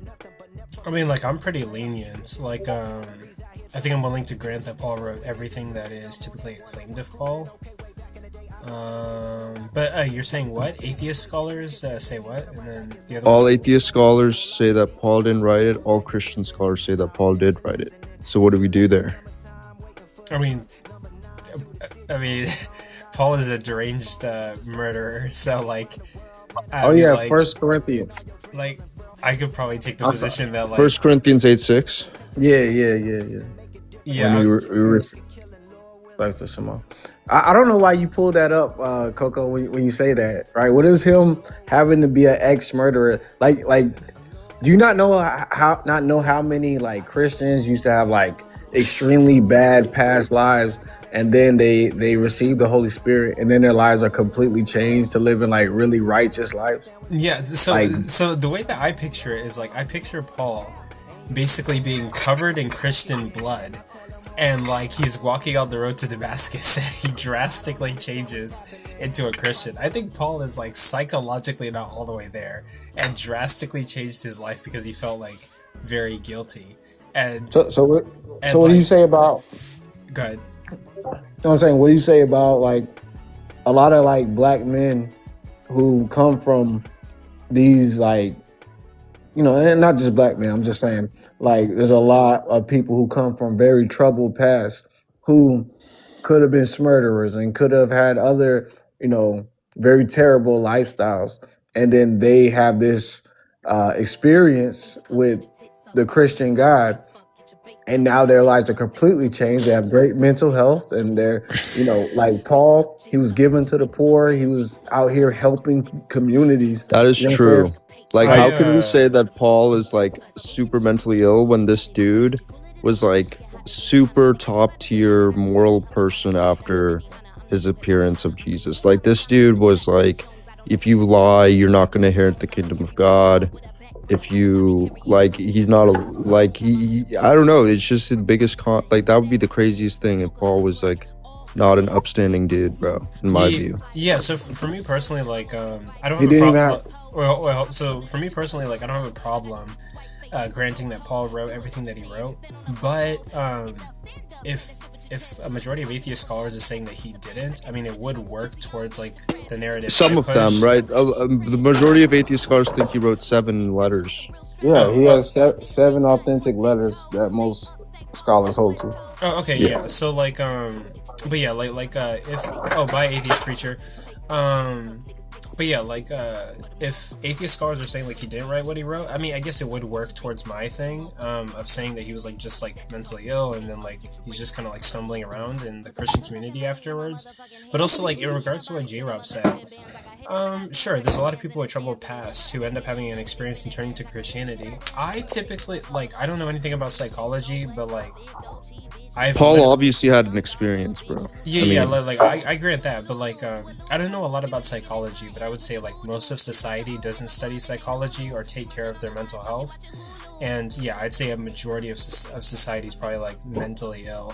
He would never adopt a view that the Messiah was humiliated by the Romans if it weren't for an experience, and he would never have brought Christianity as far as he did if it wasn't for it either. Like I just don't see it, bro. I like whatever experience. Like, here's the thing, Co. Where in the literature do we see projections of enemy apparitions or projections of enemies in visions? Where do you see that? Enemy apparition. Like, where would an enemy of the person in question like hallucinate seeing them risen? Do you think that happens? I don't think that happens, but I'm pretty sure that if we go through the Bible, there are probably like enemies of Christianity or the Christian God that have like some kind of vision of like an angel or something. Sure. Like people can have visions, but I'm talking about something very specific here. I'm talking about. You're talking about like Saul on the road to Damascus? Yeah. Well, yeah. Give me a second. I'm talking about very specific thing. I'm talking about an enemy of a dead person hallucinating that they saw that dead person risen from the dead. Where does that happen, Coco? Where does that happen? No, like I'll grant that's like a very special thing. Yeah. Yeah, naturalistically, we don't have that. Yeah, that's highly unlikely. Like it's one thing if we're talking about his mother, his closest friends, you know what I'm saying? But we're talking about a person that's like, yeah, hell no. F them Christians. I mean, like I have a naturalistic explanation for it easily. What is that? I mean, like I'm granting it doesn't happen in the Bible like frequently, but like I have a naturalistic. Doesn't happen in the Bible. Doesn't happen in general. We're talking about general literature. Oh no, like it's very well possible. Like yeah, somebody could literally like murder somebody and then like be rock climbing in the desert and like feel like guilt, and then have that guilt plus maybe other variables contribute to them having a vision. By the way, his vision is not even that specific, right? I'd be more convinced that like Paul actually saw like Jesus if for his vision he was able to describe details in Jesus's face, and then when he gets to the when he gets wait, hold on. So like, why would Paul hold on, Jesus' face? Wait, not in the middle of my sentence, please shut up. Right, so like, so I would be more convinced of like Paul's vision, right? If he was able to describe Jesus's face, then whenever he met with the apostles and like the disciples, he described Jesus's face to them, and they were like, "Oh my gosh, that's exactly what Jesus looked like." Because Coco, after all, if this happens, why is it not like then we should have reports of this happening, right? If there's like other people should have guilt unaliving their enemies and then having hallucinations of seeing them them dead. Like, hold on. are there examples of this? You don't think that some people who murder people have like guilty conscience or have like no, I think you're dreams of, like, assuming that it's like you're assuming that's like a psychological thing. I don't think it is actually common. I'm pretty sure that happens. I don't think that happens. JC, before did I want to make sure I didn't misunderstand you. Did you ask for examples, like both like of personal accounts or that happening in like general literature? Yeah, it's not in the literature. I'm getting that from Justin Bass. He debated Bar Ehrman on the Resurrection, and he mentioned this. It's not in the literature anywhere that people enemies project visions of a dead person, or somebody projects a vision of has a projection of an enemy apparition. If we're talking like general literature, there's definitely like general literature that has that from. What are they, fictional stories, or are they? That's why I was asking. When you say is my mic? Oh, there we go. And when you say literature, are we talking like biblical, or what are we talking? No, we're just talking about actual cases. We're just talking about like historical. Actual cases. Okay, when you say literature, I wanted to make sure we were like scientific literature. Got you. Historical literature. Yeah. Got you. Okay. Well, yeah. So for the record, right? Like Well, okay. I probably have to look and find you examples. But what we do know is that people who murder has like psychological like detriments to the human mind, right? And people can feel guilt. Guilt causes people to feel or act in crazy ways, right? So Paul goes on the road to Damascus, and like his vision is not like that specific. It's simply he sees a bright light and he says that he hears a voice, right? That's literally identical to people who are trapped in the desert and are starving or thirsty. They might hear things that are not actually there, and they might see things that are actually not there, right? Now, if Paul was able to like describe Jesus' face, like the specifics, he meets up with the disciples and describes it to them, and they're shocked because Paul never met Jesus, Paul never interacted with Jesus, and he's able to describe Jesus' features. That'd be a little bit more convincing to me, right? But the fact that his experience is like literally one-to-one with somebody who's just dehydrated in the desert, like, there's easily a naturalistic explanation for that. Plus there's guilt a couple and everything else. Couple things with that, because he had eyewitnesses with him, right? And they both are, multiple people were there, and they witnessed a bright light, and they heard a noise that sounded like somebody speaking. So it's not like it. I'm not even sure about like it sounded like someone speaking. They just heard a noise that they couldn't really comprehend. No, it says that they heard the voice, but they couldn't didn't know understand. what it was saying. You're right. Well, yeah, could have been an animal. Okay, what's this bright light in the sky? The sun. The sun is the bright light. But it's just like Coco. It's like wait. So hold on. So think about it, right? Like they heard a sound that they couldn't really understand, and they saw a bright light. So Paul they heard a voice that they couldn't. Yeah, but like they could have mistaken like an animal noise for a voice, right? And so but look, my gosh. So Paul and these guys are looking at the sun, and they don't know where the voice is coming from. And then Coco, do you know how many oh my gosh, like how many like dots have to connect to like for y'all to like hold your worldview to hold tight? Like everybody has to have this mental illness or dehydration. Everybody has to be having this hallucination. You know what I'm saying? All these people, like have to have the exact right, psychological, issue going on for these people to be conjuring up Jesus. The tomb has to be empty. You know what I'm saying? And then even like I like to talk about this a lot, but even afterwards, thousands of people have to start believing that they're having experiences associated with Jesus, because people are running around saying I've seen Jesus, I've experienced the Holy Spirit, something I've never experienced before.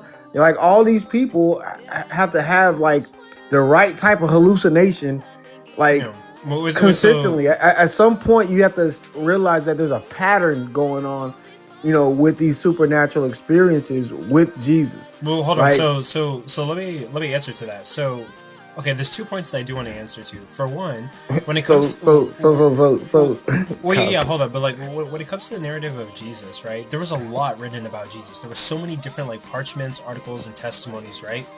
Not all of them were put in the Bible. A lot of them were like disregarded, or like the church didn't take them in. So there was a lot of crazy people saying like crazy things about Jesus, that he was doing magic and whatnot, and not all of it was put into the Bible in order to. But that's like 2nd century though. That's like well, yeah. So like tons of people are saying a bunch of random stuff. Not all experiences are going to be taken seriously. But all these people aren't saying that they saw Jesus. These are letters from people that are like saying, "Oh, this was written by Mary. Oh, this was written by Thomas. Oh, this was written by Barnabas." Right?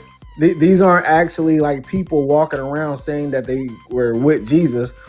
They're writing these letters. You know, what it called? They're forging these letters or whatever, claiming that they're written by somebody that they weren't, right? And that's going to be different, a distinction between, you know, all these people having these experiences, willing to be persecuted and unalived. So let me ask you this, right? So like there's like millions of people around the world who claim that like God like spoke to them. Do you think like every single one is a legitimate experience with God? Every single one? I mean, of course not every single one, no. Yeah, so there's going to be like some people who like you might not consider. Now, like when it comes to my worldview, I'm not saying that it's impossible for people to have like experience with God. Sure, that's possible, but we have to evaluate these experiences, right? But like if somebody comes to me and tells me that like I was riding in a truck, my truck flipped 3 times, I fell into a ditch, I saw bright lights, and I thought it was an angel, and I converted to Christianity. I'm open-minded to the possibility that it can be God, but it could also be the possibility, very well possible in naturalism, that this person has adrenaline running through their veins, that they got a concussion because they fell into the ditch, and they saw lights coming from the traffic, street lights, or whatever the case may be, and they misinterpreted it as an angel, and ended up converting into like Christianity. Real quick though, I wanted to touch on something for a while that you had said. You had remarked on, I just PRK is trying to get back up. Oh wait, I thought I let him up. Is he not up? I think he's. Oh, he's up there. My fault. Okay, but say your thing, and then I'll let J-Rob respond, and then we'll go. He's a teacupping right now. Okay. Say your thing, Goofy Dad. I'll let J-Rob respond. Yeah, he's teacupping. Yeah, that's what I'm saying. Goofy. Oh, I thought you were talking about PRK. Okay, so say your thing. Yeah, so I was gonna say, like you're talking about like those, like I guess one-off type of experiences where this person, you know, there's a lot of factors, a lot of data that we don't have, right? And you know, they're making a claim it was an accident, etc. Sure, I mean, like we don't like if we don't have, a lot of data on that, then sure, that's one thing to doubt. But what I'm saying is like there's a pattern of this experience, right? Like people receiving the Holy Spirit, right? There's a pattern with that, right? It's been happening for thousands of years now. People are having this experience where like you can make a prediction based off of, how many people are truly seeking after God. They're going to have this tangible experience that might break, drug addictions that they had and other types of traumatic experiences, that they'll just overcome once they have this experience. And that's the pattern I'm talking about. Yeah, we could debate some of these, but when there's like just a consistent pattern going on, at some point you got to just look like, dang, a lot has to happen for all this to continue to be an ongoing issue, right? Yeah. I mean, those prophecies, like just think about it, like some Jewish man, some Jewish carpenter who rode on a donkey says, hey, yeah, guess what? One day, a whole bunch of people are going to be having these experiences about me, and they're going to preach my message all across the world, right? How many, like, what are the odds? What are the chances you think some random Jewish carpenter who got put on a cross, what are the chances you think that that's actually going to be fulfilled? Okay, well, yeah. So, Okay, so You want me to read numbers? well, yeah. So like, I'll address a couple things, and then I'll address that. But ultimately, when it comes to the miracles, right? Like, I'm open-minded that the miracles like could be God. Let's say that we discount the truck incident, but every single time someone comes to me with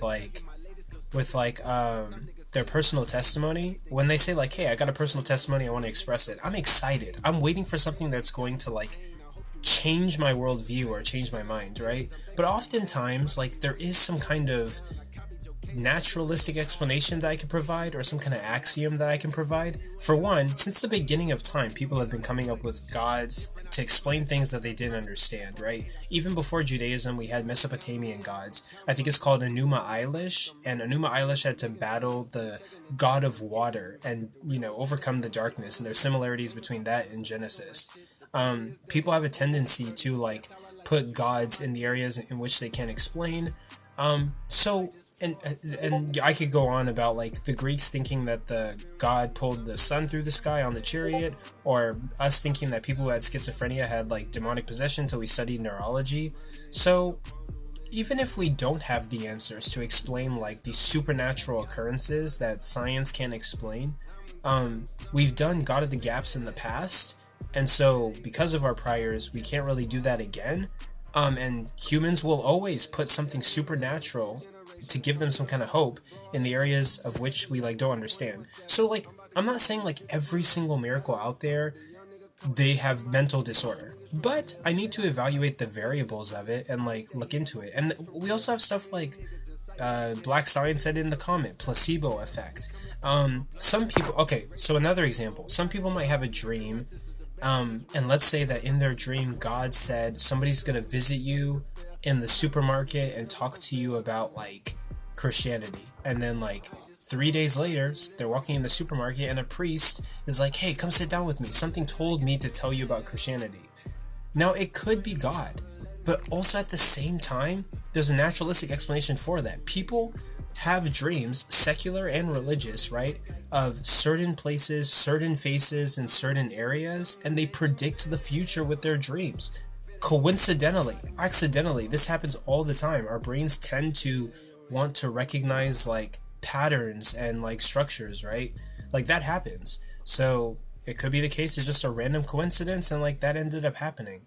Now, to address the other thing, like sure, like I mean, sure, like the Old Testament can say like, oh yeah, someone's gonna die for your sins, and like he's, you know, whatever. I guess Jesus said that in the future people are gonna have experiences, but I mean, like, The Simpsons have literally predicted the future like 10 times, right? That's called predictive programming. That's not. Yeah, but not, like the thing is like. Do you know what predictive programming is? Yeah, but like the thing is. You saying yeah?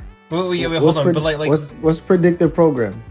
Well, I don't know. I can look into it later. But like my main point, right, is like the human experience is not original. Everything we're experiencing today, no matter how original we think it is, it definitely happened in history before.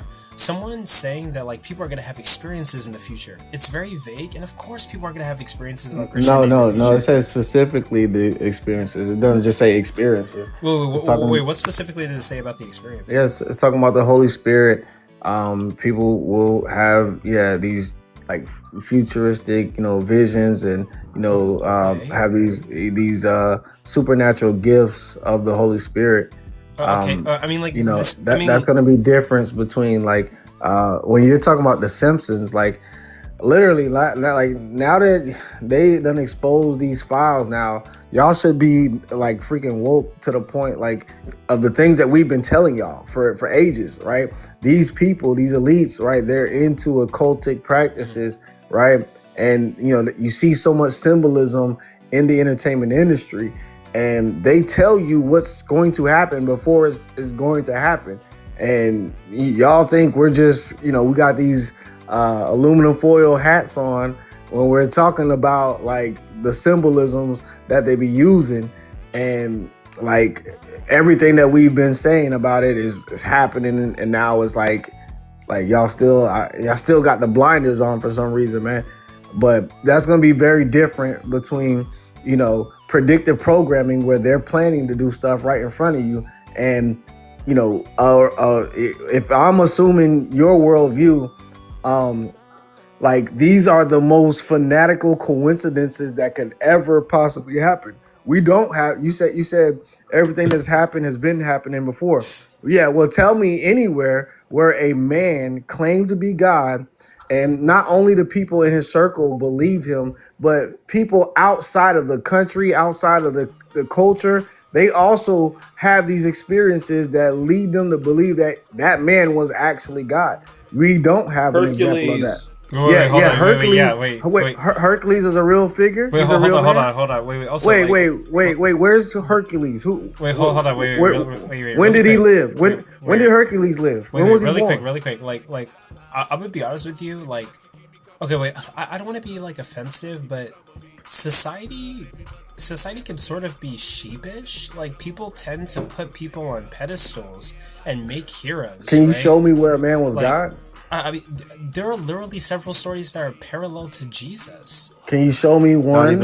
Again, not people who not even close. Yeah, exactly. Hold on. You guys make these bold-faced claims that are just blatant lies. They're not true by any means. Give me an example. Just give me an example. Wait, put me on the big screen. Wait, hold on. Real quick. Do you think that, like, Jesus' story of being born of a virgin and, like, doing all these miracles is original? Like, we literally have, like, 5 or 10 other people who literally have the same story. Give me a historical figure that claimed to be God, and, again, people... not only in his own like group, but people outside, enemies against his group, right? People look at in this, Coco. Other countries, other cultures, where they all are claiming to have experiences with this man as a God. Give me example. Give me one historical figure that we can actually do a 1 and 1 2, right? It was so common, right? Give me a historical figure, just one. I mean, to be honest, like, I'm willing to concede on this point. I have to do research. Like, do you want me to give you this? Then why did you make the point? Hold on. I want to be very clear. I'm willing to concede on this point, but because, like, there's other things I want to address. But I know this as a fact. Jesus being born of a virgin, doing miracles, dying and raising from the dead, that's not an original story. There are 10 other people in history that I can find you and show you had the same exact life of, like, Jesus. Show me a first-hand account of some... What's their proof? Show me a first-hand account of an enemy that saw... someone who saw a dead enemy. Wait, hold on. PRK, I'm willing to grant That's crazy, bro. Wait, PRK. That's what I asked you for. Wait, hold on. Hold on. I was made from a wig. Does that make it true? No. So who's Jesus' father? Wait, hold on. PRK, I'm willing to grant that. I'm granting everything about Paul, to be completely honest with you. Wait, no. It's not just about Paul. Grant Paul, you got it granted, bro. It's about Jesus, right? I give me a historical. Paul, not Jesus. That's fucking crazy. Give me a historical. Wait. Let me address that. Yeah, sure. Someone murdered somebody, felt guilty, had psychological derangement, and had a very vague vision in the desert. I'm willing to grant that. Wait, that's not impossible. He became a part of the religion that he used to persecute and have executed. That's pretty fucking ironic. There are people who join literal cults for less. Imagine murdering somebody and feeling guilty about it. Like, of course, it should be happening elsewhere in historical record, bro. In the prison system. Yeah, like, look, dude, jails have the most Christians in the fucking world. What are you talking about? Christianity's common in jail prison systems. Yeah, like, probably because we actually know what determines good and bad, while savages don't. Oh my God! What a shocker! You're acting as if it's a... Wait, hold on. Pause for a second. Okay, go ahead. Coco, you have a very bad mic right now. I just want to inform you of that. Oh wait, has what I've been saying been clear? You've been clear, but it's been poppy. Oh, okay, but yeah, like, you're acting as if, like, oh, it's impossible for somebody to commit murder, feel guilty, join a religion, especially the one that they were persecuting, and become one of their leading, like, apostles or saints or whatever you want to call it. Literally, if you go to jail, Jeffrey Dahmer became a Christian. Tons of murderers and rapists become a Christian. People who commit cannibalism become a Christian. It's not impossible for somebody who was, like, unaliving people to become, like, Christians. Why did they become Christian? That's an over-reductionist argument, and you're just assuming that they just felt bad and just became Christians. Okay, sure. Like, their reasons. That's an over-reduction argument. You're not even including any context. You're not even providing bad context. You're not providing any context. Oh, okay, well, yeah. You're oversimplifying something that you clearly don't understand. Well, yeah, I'm still waiting on. The reason that I hold it to Paul, right, is because I know what Schmurder does to the mind. There have been plenty of psychological studies that Schmurder can, like, drastically affect your mind. It literally affects people. There are people who have experienced gang violence that are shooketh, like, for the rest of their lives. They're never going to shake this, like, this mental trauma that they have. So what I'm assuming, right, when I look at history, is that Paul, Luke talks about this and Paul talks about this, right? Paul was a violent persecutor of Christians. He was very involved in the persecution. Coco. And then, Coco, he okay, so wait, hold on. So first of all, Paul was persecuting Christians, vicious, right? He's mentally traumatized by the Schmurder, and he goes into. Where's your evidence? Well, like, I mean, like, where's the evidence that people get mentally traumatized by Schmurder? I got you. No. Where's the evidence that Paul was?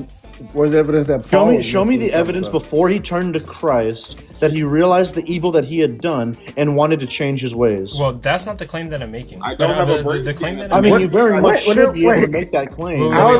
How are you not making that claim? I would like to clarify. Please tell me how you're not making that claim. Yeah, like, I would love to clarify, right? Paul is schmurdering people, and I would say that up until his travel on the road to Damascus, in a society where that's the norm. Wait, that doesn't matter. Like, there are people. Yes, it very much does matter. Why would you think you're committing? Wait, hold on. You guys, wait, stop shoving your opinions in my mouth and let me finish, okay?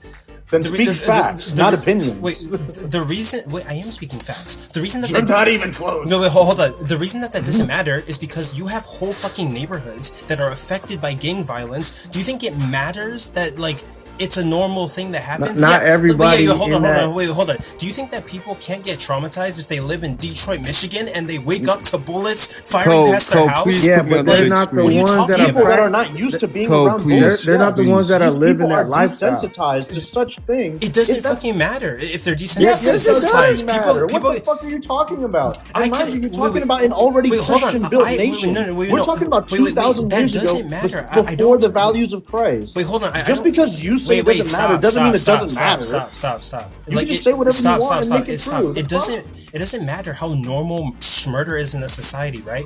People can still get traumatized even if someone's Shut the fuck up. I'm in the middle of talking. I'm gonna start muting people. Okay? Then actually say something with facts. Shut the fuck up. I'm in the middle of talking. Okay? Like, it doesn't matter if people are getting murdered every single day, how normal murder is, right? What matters is that people can get traumatized regardless of how frequently people are dying, right? It doesn't matter. Like, I agree with you. Okay. Why would you say right like I agree with you? Why are you automatically assuming you're correct? Look at the screen. It says there aren't well-documented cases in the scientific literature where someone specifically hallucinated a dead enemy as a resurrected bodily presence, in the sense of seeing them alive again after death, as far as clinical reports go. But, I mean, like, most documented. Hold on. PRK, I'm willing to grant that. I'm willing to grant it's never happened before, right? But the issue is that, like, Paul's vision literally is one-to-one with anybody, right, who is in the desert and just thirsty, dehydrated, malnourished. Then why hasn't it happened again? There's nothing specific. Right. There's nothing specific about. Where's Paul's, the one-to-one? Where's another example? All Paul's vision is that he saw a bright light and heard voices. I just gave ChatGPT type criteria. This man provides zero context and says, "I'm speaking back." So the first thing I asked it was, do historians think it's likely that another person made the claim that they saw a dead enemy, and they say it's unlikely. They gave examples of like Plutarch and seeing like enemy ghosts and stuff, but historians wouldn't think that it's likely that those people actually said that they saw enemies or whatever, and it's like a legendary thing. So that's the first thing I showed. And then the second thing was, in the scientific literature, do people project hallucinations of dead enemies or something resurrected? And I could show you the question I gave it, and it. Well, okay, yeah. So here's my critique to that, right? So again, Paul's a vicious murderer, murdering Christians, right? The Christians were probably saying things about Christianity. He got some details, right? Paul feels guilty. He goes into the desert. He sees a bright light, and like, what you're doing research on, right? It's saying like, has anybody had visions of like their enemies? Paul didn't even have a vision of Jesus, right? In the sense of like, he did. wait, hold on. That's why you're spitting straight bullshit. Shut the fuck up! Jesus. I will drop you, you low IQ plankton. Shut the legitimate fuck up. Okay, like literally what I'm saying, like literally what. I'm like you. Okay, right. Get off my fucking panel. You're on my show, bitch. Like literally, who the fuck do you think you are? No, I'm gonna finish my fucking sentence. Okay? No, okay. Paul. Okay, so Paul technically, right? I'm not saying that he had an experience or he had a vision, right? Of Jesus, but it wasn't specific, right? Like, you did a research on ChatGPT of like, do people have like visions of their enemies? Paul didn't have a vision in the sense of that he saw Jesus, right? He didn't have a vision of his enemy. But what he does have a vision of is like a bright light, and he hears a voice. Now, no, no, he saw Jesus. No, he didn't. He saw a bright light. There was nothing specific about his vision. It just said he saw a bright light and heard the voice of Jesus, right? And cool. That's a vague enough vision to where you can assume that he's looking at the sun, which is the bright light, and he feels guilt from what Christians have told him, and he assumes that whatever the sound is that he's hearing is the voice of Jesus due to the internal guilt that he's having from murdering people. And he doesn't have it until, oh yeah, pay attention to this. He doesn't have his vision, not before, not after, but when he's in the desert. So it's most likely, right, given a naturalistic explanation, the naturalistic explanation is always going to be more probable than the supernatural explanation. It's likely that he was malnourished, dehydrated, and his vision is one-to-one with dehydrated mountain climbers or like desert travelers. It's just a bright light and a voice. But if they did have a hallucination, when do you have hallucinations of a dead person? It's when you're grieving them. Wait, not only that, like in Paul's account, it says that the person, the light that he saw, said very specifically, "I am Jesus, who you persecute." Oh, no, wait. From my understanding, the bright light was saying, I am Jesus, why are you persecuting my people? Yo, Coco, I have it up. Yeah. No, he said, no, you're persecuting me. Yeah. He says, I am Jesus, whom you are persecuting. It's just, hold up. Never mind. Maybe I'm wrong. Of this is the right verse. Okay, yeah, I'll concede on that. I think I was wrong. J-Rob. You said what? Is this the right verse? Yeah. Is this the right verse? Yeah. Okay. Okay, yeah, but basically, okay, so it's saying, I am Jesus, whom you are persecuting. I mean, again, like, I could assume that this is associated with, like, guilt. He's persecuting, like... Should have happened again. Well, yeah, so, like, he's persecuting Christians who obviously are very fond of Jesus, love Jesus, so he hears a voice, or he claims to hear a voice. Paul is claiming to hear the voice of God. It literally could be like some random weird animal in the fucking desert. It could be anything that made that sound, right? Bro, you got a wild imagination. Hold up. Like, pause wait. You can't pause real fast. You're asking me to trust You're asking me to trust. I'm asking you to trust. Wait, hold on. You're including Paul. Wait, hold on. You're asking me to trust the narrative of a guy who thought that murder was normal. You're missing. He thought that killing Christians was totally okay. Like this was just a casual thing to do.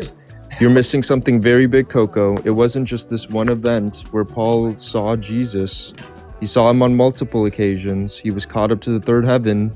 He spoke with Christ. Wait, multiple occasions? Wait, what are you talking about? Paul? This wasn't the only time. He said in his own letters, he says there's multiple occasions. Paul saw Jesus? Yeah, there's 2 times. Just the first time. And if you consider the times where he says he gets revelations from Jesus, that's another type of experience. But wait, hold on. Wait. Hold up. How do we verify the revelations? I mean, it's his claim. I mean, wait, hold on. There's that, and then also I need to add that to my notes. Wait, so Paul is seeing Jesus. What's the maximum amount of times that Paul saw Jesus? So there's the road to Damascus, and then what other time? There's 2 times where he clearly sees Jesus. Road to Damascus, the first appearance where he gets converted, seems from that, and then when he was caught up to the third heaven. When is that? What the fuck is the third heaven? Yeah, on God. It's where God resides. Okay, so what about heavens 1 and 2? When is this happening? Like, this is new to me. He says it in 2 Corinthians. It's a disputed. Undisputed letter. Okay. 2 Corinthians what? I think it's in 12. I can find it. Hold up. I think it's 12:2-4. 2 Corinthians 12:2-4.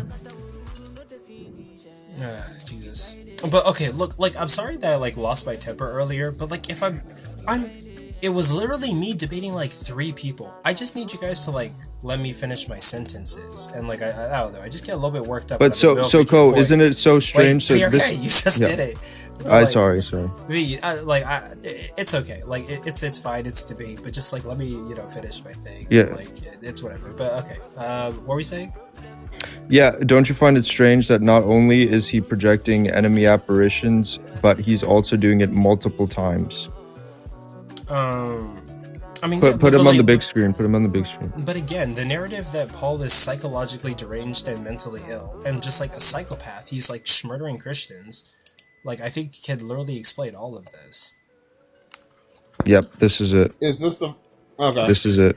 Like, what are... He's talking in the third person in the beginning, but this is the like, all scholars believe that he's talking about himself, because he doesn't want to boast. And then I think it's in verse 7, you could see that he's clearly talking about himself. But yeah, I knew a man in Christ about 14 years ago, whether in the body I cannot tell, or whether out of the body I cannot tell. God knows. Such a one caught up to the third heaven, and I knew such a man, whether in the body or out of the body I cannot tell. God knows how that he was caught up into paradise and heard unspeakable words, which is what is not lawful for a man to utter. Of such at one I glory, yes, of myself I will not glory, but in my infirmities. For though I would desire to glory, I shall not be a fool, for I will say the truth. But now I forbear, lest any man should think of me above that which he seeth me to be, or that he heareth of me.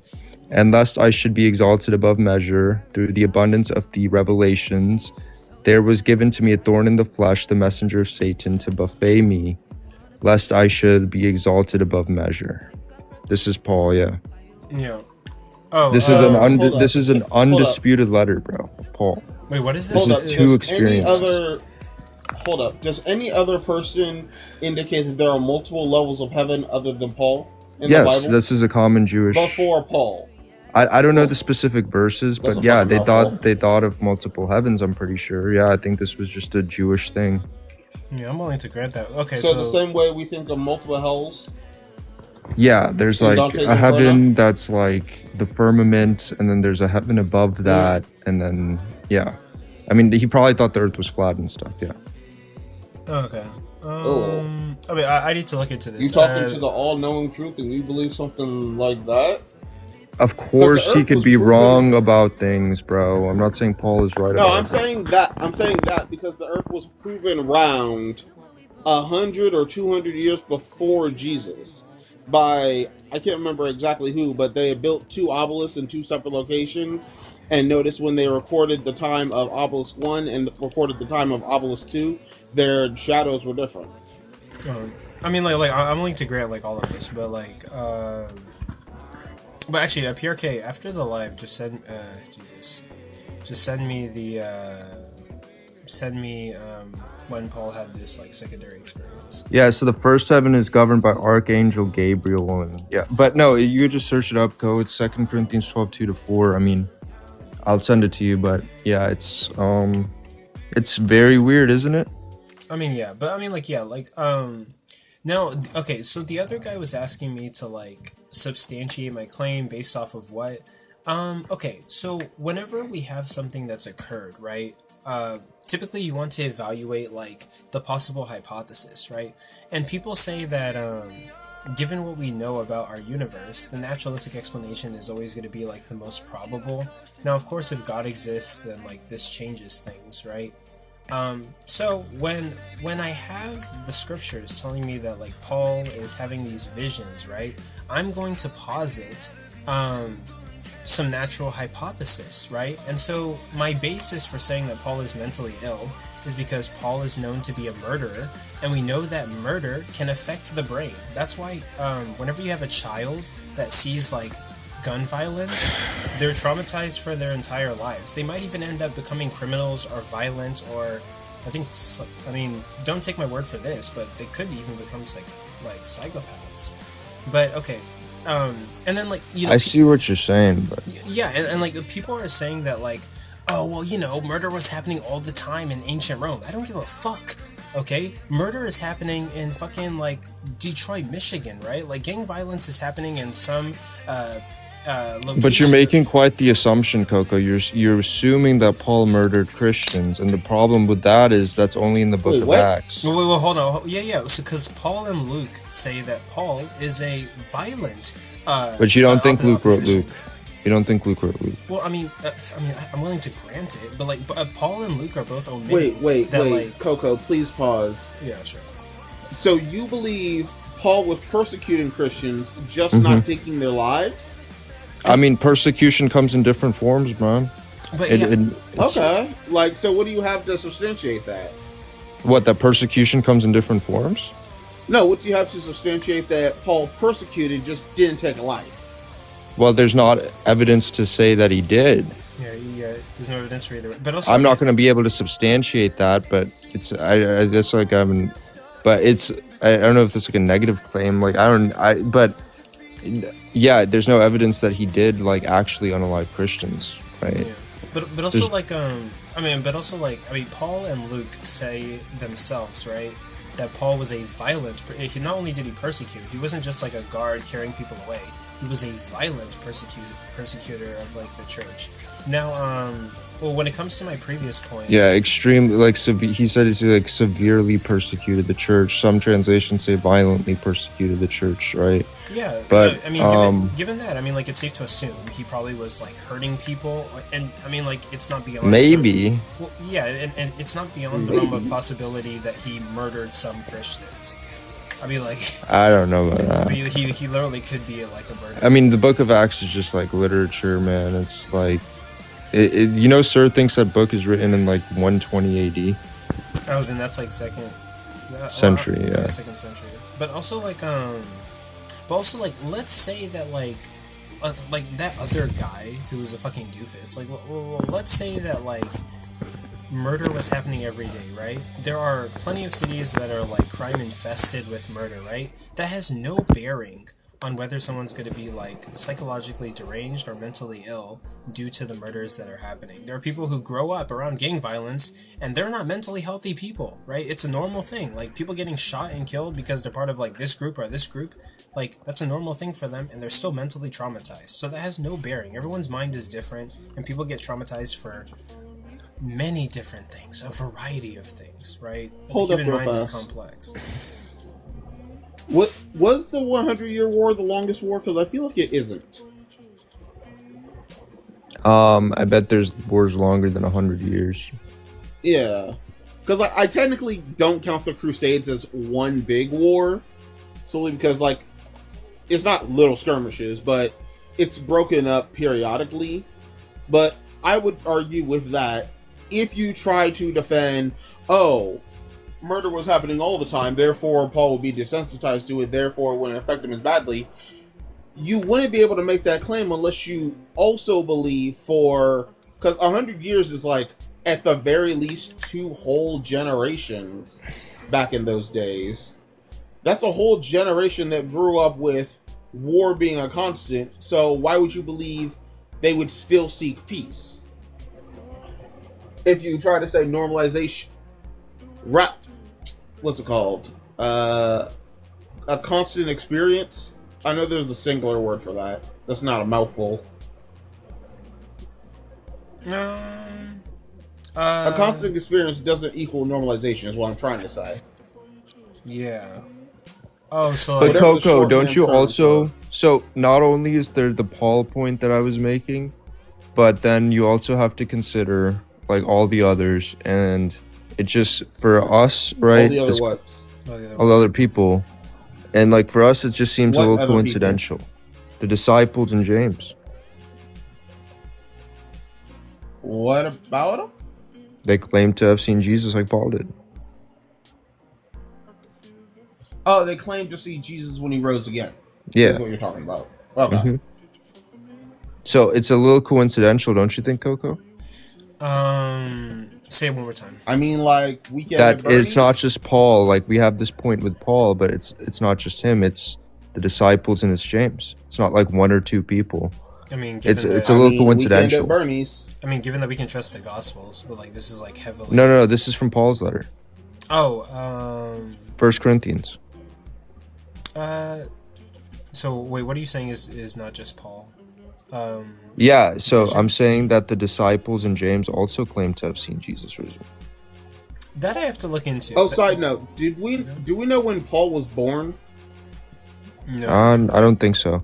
But I don't even know. I don't think my great grandma had birth records when she was in like India or some shit. So I don't expect first century people to know when people were born.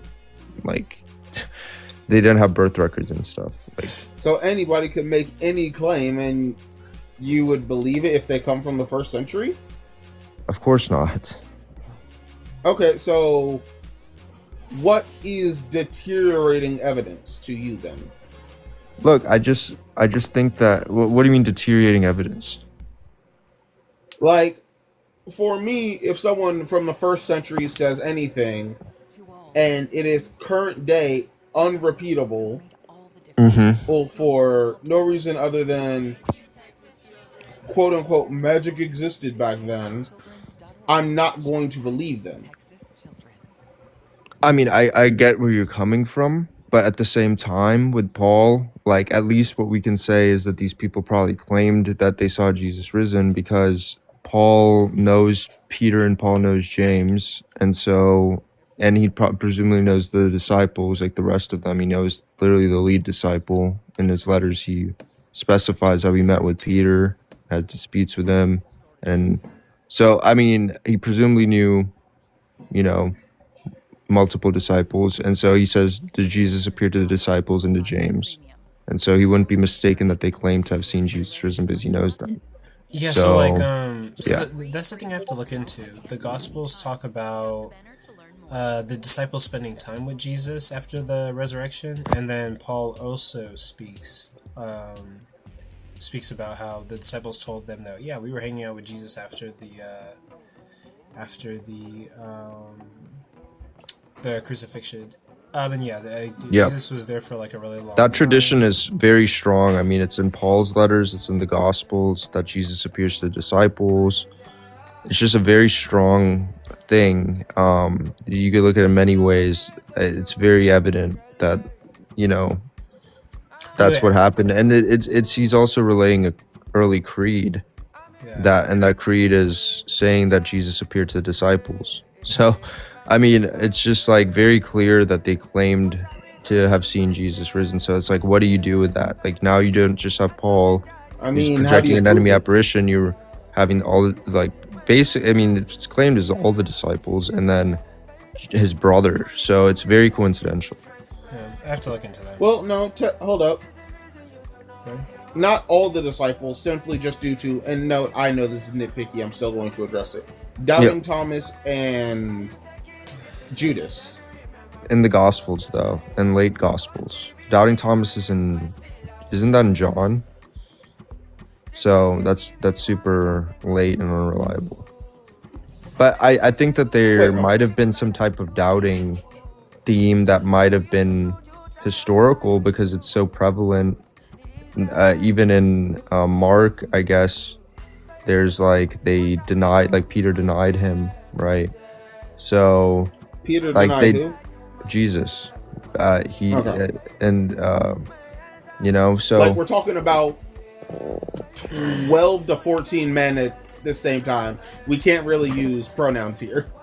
Yeah, I mean, I would actually go on to say it was at different times and places. I mean, it's not all too clear if Paul is saying this was a group appearance in his letter, because even someone like Richard Carrier would argue that this would be at different times and places, which I'm sympathetic to, because in Paul's letter he says... Pause for a second. Who was Richard Carrier? He's a famous mythicist scholar. Mythicist scholar. Okay. So yeah, so like I think that it wasn't necessarily a group appearance. Like they literally were at different times and places, and they had these experiences. So yeah, and I think that's actually backed up by the fact that in Paul's letter he says, when he talks about the 500, he says Jesus appeared to more than 500 all at once. But he doesn't say that for when he says Jesus appeared to the 12. He just says Jesus appeared to Peter and then to the 12 and then to James, right? And he never says he appeared to the 12 all at once like he does with the 500. So it seems as if he is using some type of qualifier when he's talking about a group appearance, which is all at once, and he doesn't apply that to the disciples. So you can make a good case that it was at different times and places where they had these experiences shortly after the crucifixion.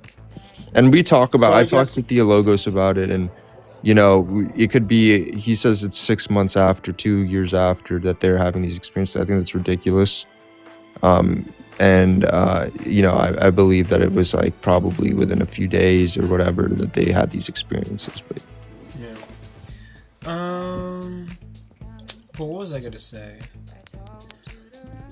I was arguing with J-Rob about something. I kind of wish he didn't leave. But yeah, when it comes to like miracles around the world, I'm open-minded to it being God, but oftentimes, like, I've heard so many like, I've been doing this thing on TikTok for like 2 to 3 years. I've heard so many testimonies, probably no more than like 100 of them. And I mean, like, it always seems as if like the person believes in God and then just interprets reality as God. It could equally as likely, if not more likely, be like post hoc. Yeah, like it's basically a post hoc like rationalization. It literally. It equally as likely could be like a naturalistic explanation, coincidence, and also phenomenon that we observe already in humans, like placebo effect, or like our brains tend to recognize patterns and associate meanings with patterns when there's no meaning that's actually there. A variety of things. It's just such a wild, outlandish thing. I mean, like with all these other resurrection claims too, you have to remember that I don't think like all these people saying that they've seen a dead person in these other resurrection claims is either like one person or it's like a Nero thing where there was truly an imposter, right? Like Nero had an imposter according to Tacitus, but like it's either one person, it's like a one-off thing, or it's in a legendary story that comes hundreds of years after. And it's not like a historian's going to be like, it's likely that these people actually... hundreds of years, 100 years after. Well, I'm talking about Paul's letters. And so those weren't. Those were we don't written... know when Paul was born, so... No, there's a consensus that his letters were written between 50 and 60 AD. Yeah, I was going to ask that. When is Paul's letters dated? Between 50 and 60 AD, there's a strong consensus on this. Yeah. But atheists and Christian alike. So, do we have a... like understanding of when a person's letters would be considered worth something? Because early attestation. There's a rough like 50 within 50 years is like generally considered early attestation. Paul's letters come within 20 to 30 years, right? So I'm trying to figure out Paul's age of writing the letters and then just backtracking from there, since we don't know when he was born.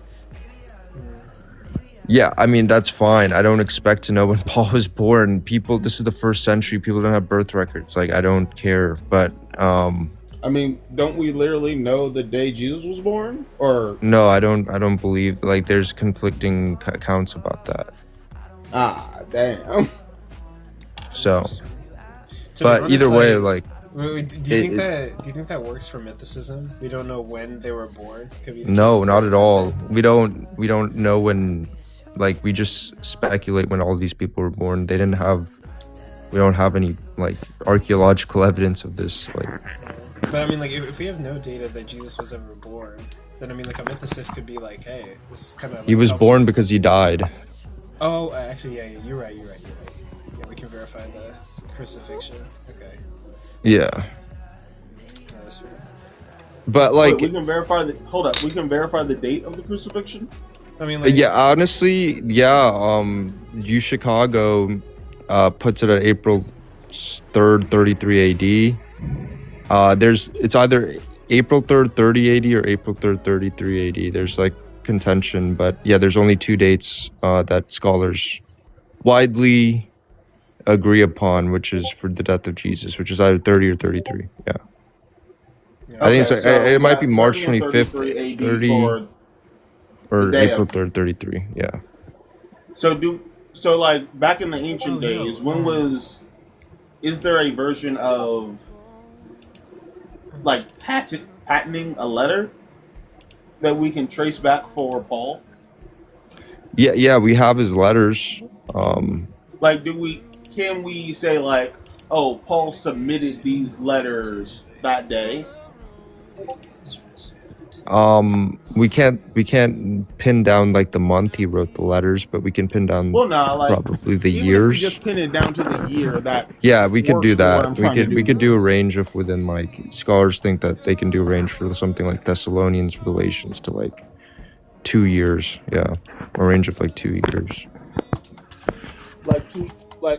2 years after Jesus' death, or no, 17 years after, but it's between like 48 and 50 AD. Yeah.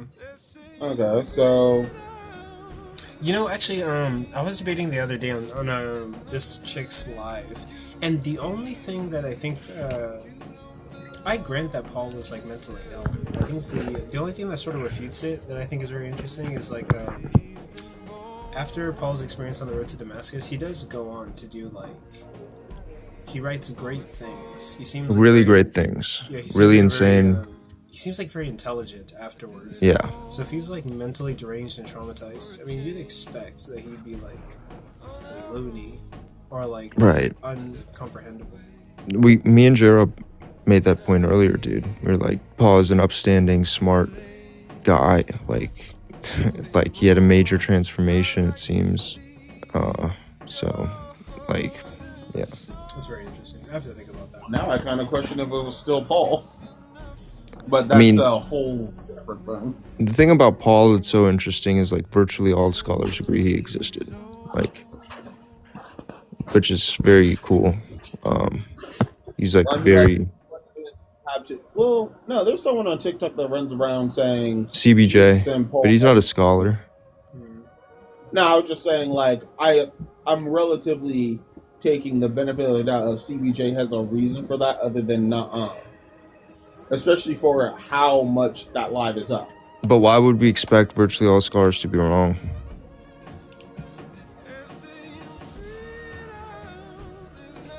Why we immediately assume they're right? I mean, they're reliably truth tracking, right? They know they can distinguish between true and false scenarios. I don't believe let's say the world's top scholar went on, what's that British show called? There's either $1 million in a box. The world's top scholar is probably James Dunn, but he passed away actually. But he was, yeah.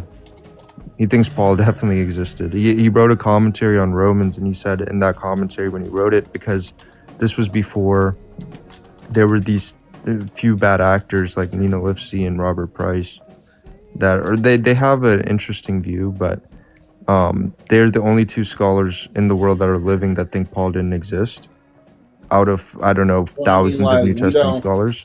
But the thing about it is that at the time that James Dunn was writing that commentary, nobody believed that Paul didn't exist. Everybody accepted that Paul existed. So in his commentary, he wrote, "There's no dispute today that Paul wrote this," and that was in the 80s or 90s. Now there's a few scholars that say that he didn't exist, but you were talking about two scholars out of presumably at least 5,000 to 10,000 New Testament scholars. Like, it's a matter of the reason why I push back on that a little bit is there a reason why these scholars would have to look into? I can tell you what the viewpoints are if you want. No, I'm saying, is there a necessity? The same way science doesn't outright try to prove God didn't create the universe, why would a scholar outright try to prove Paul wasn't a thing. Oh no, scholars. So all they do is work on probability, right? So they're gonna look at a Like claim in scientists? history, right? Yeah, and they're gonna look at a claim in history, and they're gonna evaluate it and say, hey, this is unlikely. This is likely. This is very likely. You know, this is almost certainly happened. This is the type of thing they do. So if they're going to evaluate something like an existence of a figure, they're going to use that same understanding, and they're going to be like, okay, is it likely? Is it unlikely? So yeah, historians definitely would assess it on that, and that's exactly what they do. That's their whole job. So wait, let me ask something. Yeah. Do you grant that, like, Mark is talking about Jesus's life, and the other gospels get more and more miraculous? I think Luke adds stuff like yeah, John is obviously very miraculous. I think Luke adds stuff about, well, I looked it up when I was talking to J-Rob because I wanted to back up the claim that I made. Joey also sent me like some stuff to take notes on. But yeah, like Mark talks about Jesus's life, but I think like Luke adds like wait, hold on. I don't know. I think like Luke adds details about infancy, traces Jesus' lineage back to Adam. Luke includes like unique variables such as like the Good Samaritan, prodigal son, rich man, Lazarus, and the Pharisee and the tax collector. I mean, Luke has stuff that Mark doesn't have, and then like of course, same with like other things. I mean, John has things that Mark doesn't have, obviously. I mean, Jesus is in his ministry saying he's the Messiah, whereas in Mark, he admits that he's the Messiah at the very end of his life. But in John, he's saying he's the Messiah throughout his life. That's inconsistent. You don't find that weird that, like, as the Gospels are dated later and later and later, we start finding even more miraculous things about, like, oh yeah, there's clearly a development. So I'll tell you this. I was reading James Dunn's book on the Christology. It's called Christology in the Making. So in Paul's letters, Jesus becomes divine at the resurrection. In Mark, he becomes divine at the baptism. In Matthew, he becomes divine at his birth, because in Mark, obviously, it doesn't have the birth narrative, like that he was born of a virgin. So in Matthew, he becomes divine at his birth. And in John, he's eternally divine, like in John 1:1, in the beginning was the Word, and the Word was God, and the Word was God. So there's development where obviously you're right, it gets more and more, Jesus becomes more and more divine. I mean, like, that could play into people are not writing stuff down for decades, and like why are these extra details becoming revealed in later gospels? Could it be the case that like the narrative obviously it's because they're making shit up? Wait, so you would grant that they're making shit up? Of course. I don't think the gospels PRK, then that's literally my case. Like, these people don't know what they're talking about. I don't grant that Paul is making shit up left and right. I grant that the gospel authors are, yeah. Because they're writing literature. They're writing books to impress their colleagues that were in higher elite echelon, higher elite classes. So basically that's like a slam dunk for me. Basically, like, the gospels not at all. Gospels are telephone, and they're adding details, making shit up as they so get what? more and more I don't dated. use the gospels, Coco. All the information I told you was only with Paul's letters. I didn't even appeal to the gospels once. Okay, which is fine, yeah. But like, yeah, I'd make the case that like the gospels are dated. I don't even appeal to Acts. I even use Acts against claims that you made, which was that Paul was unaliving Christians. Yeah, so I would just make the claim that the gospels. So wait, I would make the claim that like. Wait, I'm confused now. Well, hold on. I need to understand. Okay. Yeah. So PRK, do you say your belief in God, quote unquote? I don't know how to say this properly in order for it to be fully intellectual. Your belief in God starts with Paul. Oh yeah. Yeah, he's gonna hold to scholars, and it starts with Paul. Yeah. Scholars widely agree upon Paul, and that's what they widely agree on. There's so much contention outside of Paul, it's unbelievable.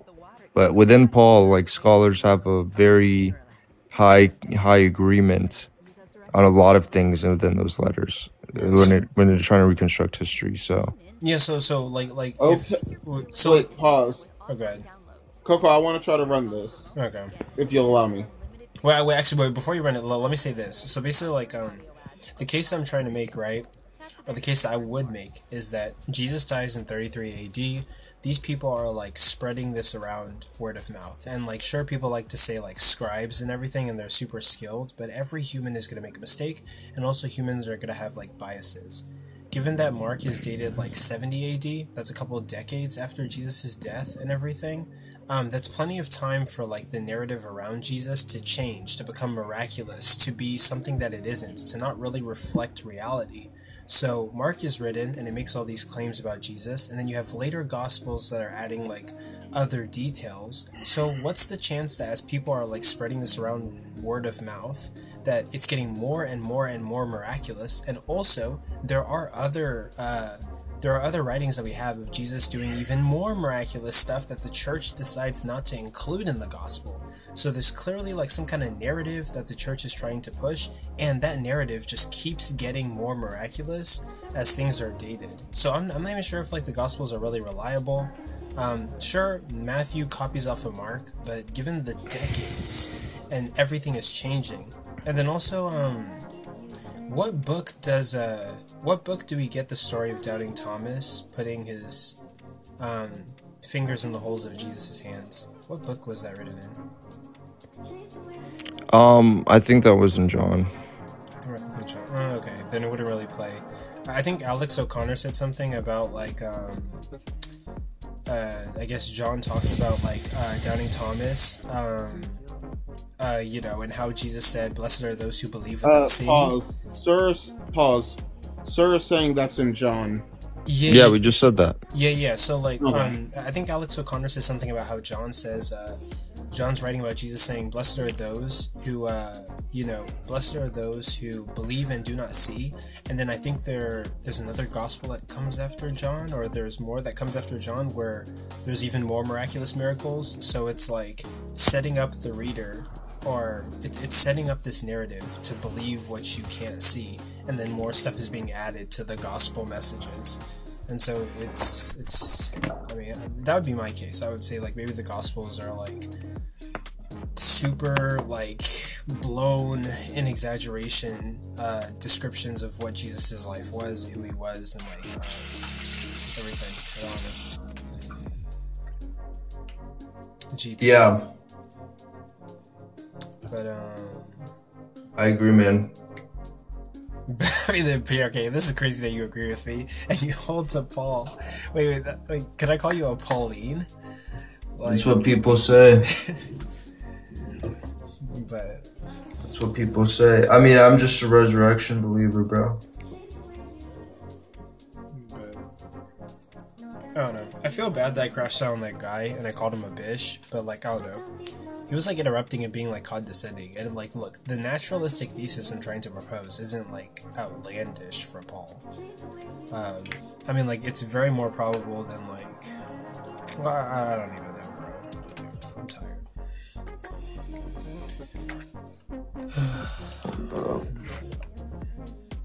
But anyway, I mean, like, that's all I got. There's 12 people in here. Thank you guys for being in here. Tap your screens, like the live. Does anyone got anything for me? I'm chilling. Waiting for ops, I guess. But Black Slime, what were you gonna run against PRK? I was trying to get an understanding of the psycholia that is PRK in this instance. Of go for it. You trust Paul. Paul gains his faith from Jesus due to his Damascus experience, correct? Yeah.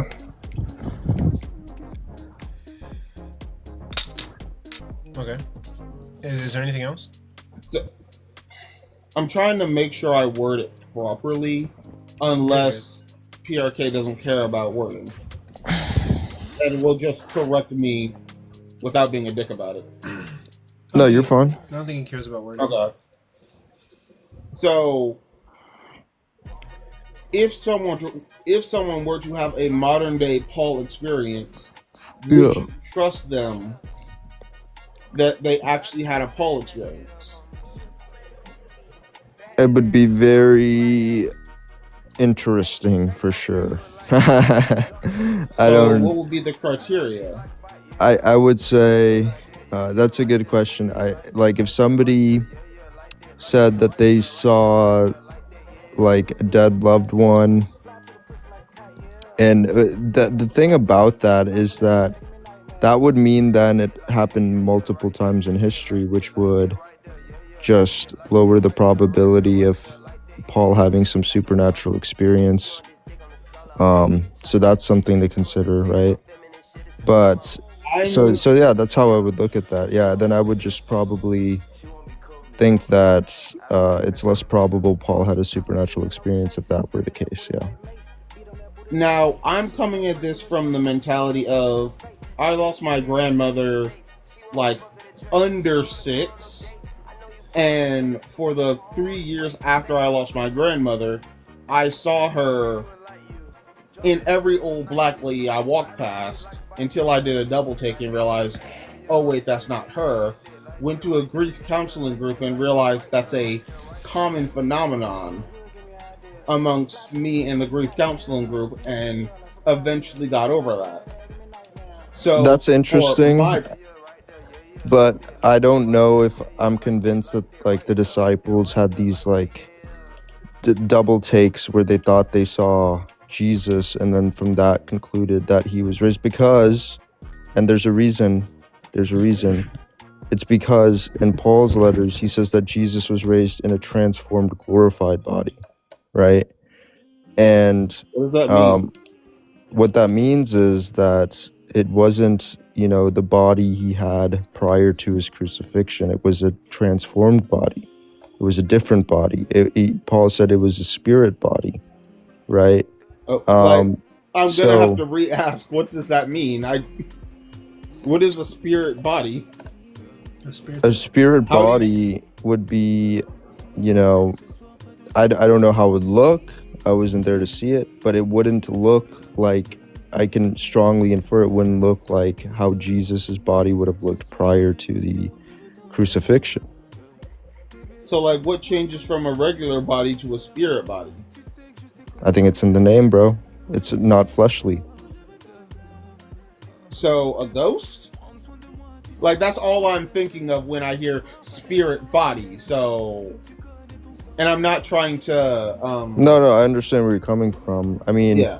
You could say something like a ghost, but it's probably in its own category. And hold up, doesn't that counteract the story of Doubting Thomas, where he says he feels the holes in his hand? But yeah, I understand that's because there were a lot of different Christian perspectives very early, and those gospels, a lot of scholars think, like Dale Allison, and I'm not sure what Sir would say, but I think he would agree that this was to combat docetism, which was a view in early Christianity where they thought that Jesus was just a spiritual person and he didn't come in flesh or anything like this. And so there was that, and so people didn't like that. They wanted to think that he came in flesh or something like that. And so it was to combat those views, right? There's like a political landscape here. And that's what's going on. There were just various views about Jesus's resurrection body, and some people were writing, I guess you could say, polemics against the other views, and that's why you see that Doubting Thomas narrative. So, like, once again, I'm just still confused. Wait. I don't know how that's confusing. Wait. I'll Really quick. how it's confusing. Or really quick question to consider before you explain. Like for Sir in the comments and for PRK, do you think Doubting Thomas could have been like creedal or like an added detail, low key? You said what again? Do you think Doubting Thomas could have been like creedal or like an added detail, low key? There seems to be a doubting tradition that is preserved in the Gospels now. I think that it's plausible that could have been true, that some of the disciples doubted Jesus when he was alive, and so far as him being like the Messiah. But I'm not convinced by it. I don't think it's it's likely that there was a doubting thing going on. But yeah, I don't know what Sir would say about that. That's very interesting, though. That's a great What do you question. What do you mean by creedal, Coco? Like the same thing that you say with the 500, just being like, there's a word you say like creedal, like an added detail. Creedal means that's not what creedal means. Creedal means it's like some poem or saying that they're repeating back and forth to each other. So with some of the creedal stuff we see, what's kind of argued there is that predates the text that it's in, and that it's stuff that Christians are repeating back and forth each other. So with 1 Corinthians 15, with the beginning verses 3 through 8, that seems to be a creedal form, something that Christians are repeating back and forth to each other. Okay. As for the Doubting Thomas stuff, I think that's all the post-resurrection appearances are sort of just evolutions of the story. I don't think any of that's original, because so if we look at the earliest gospel, if we look at Mark, right, Mark indicates that they're going to begin in Galilee, right, because he has the angel tell the people at the tomb to go meet Jesus in Galilee, right? So I think that's indication right there that Mark thought that the appearances began in Galilee, but Luke puts the appearances all in Jerusalem, okay? So that's already like contradicting what Mark has going on. Then John has them in both locations, both in Galilee and Jerusalem. And John seems to add a complete chapter. Someone seems to add a complete chapter at the end of John. Chapter 21 probably isn't even original to John. And all the Doubting Thomas stuff is just more evolution to the story, because by the time that story comes about, they're dealing with other Christian cults that believe in different versions of Jesus. So one version of Jesus was what Pruk was talking about, this thing called Docetism. And the Docetists believed that Jesus just appeared on earth as a spirit, that he wasn't really flesh. And that's why you see stuff in Luke when Jesus is resurrected where he's like, I'm flesh and bone, right? When he's telling the disciples, I'm flesh and bone. And then you see the stuff in John where Jesus is like, touch me, right? It's to sort of combat those kind of different beliefs that they didn't agree with. And then you said this before, but like Mark says Galilee and Luke says Jerusalem. Mm-hmm. Yeah.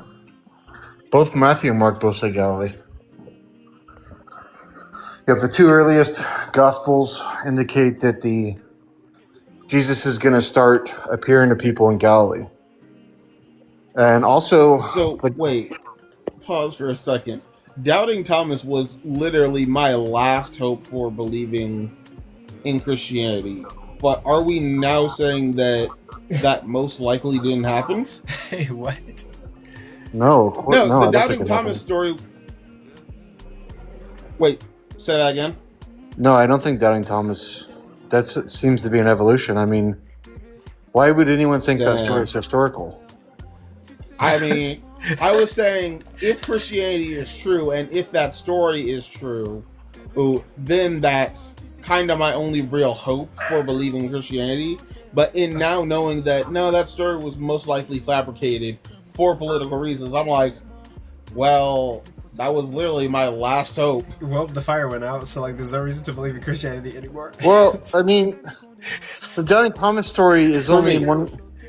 The Doubting Thomas story is only in one gospel. It's in the last gospel, and there's clearly motivating There's clearly motivating reasons to have that story, because as has been pointed out, wait, chill. Keep interrupting all unbelievers are fools. Okay, listen. You know, the kids are unbelievers. Like, yo, if you can't control yourself and like just wait when you join the panel, then you won't be able to be up here. So like, I don't know, bro. Yeah. So the issue is that it's only in one gospel. It's the last gospel, and it clearly has a motivating reason to be created, and that would be to combat Docetism. So there's no reason to think any of that's historical.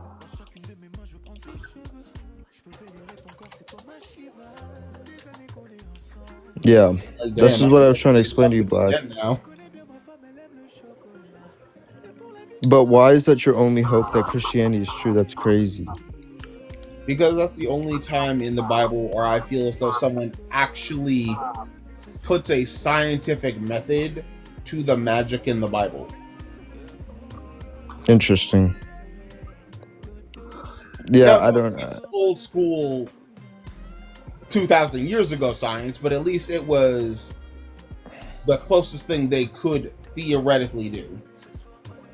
Wait, I actually have an interesting question for Sir. So you know how most scholars would say that Jesus bodily raised? Uh-huh. And what are they saying there? Are they saying that, you mean? Yeah, that Paul believed that.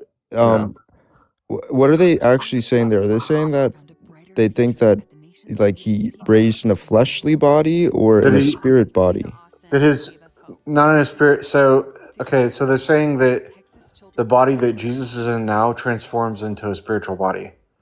So it's like kind of like I don't know. Think about it like a metamorphosis, right? It goes from this body that we have now into like this superpowered, like heavenly body. Right, and that's what most scholars believe. Yeah. Okay. And then, so it's not like how it's portrayed in John at all.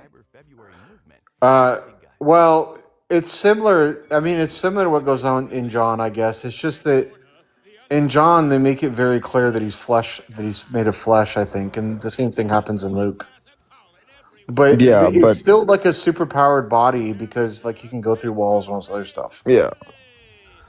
But the disagreement over the resurrection is essentially whether or not Paul had the idea that this body got left behind and there's like kind of like avatars waiting for us. That's like view one, right? That's the view that like James Tabor and like Adela Collins and those people have. And then the view two, the view you're talking about that's more popular, is not that it's like an avatar body waiting for us. It's that this body gets transformed into the new body. So yeah, those are the two main views about what's going on with the spiritual resurrection language in Paul's letters. Yeah.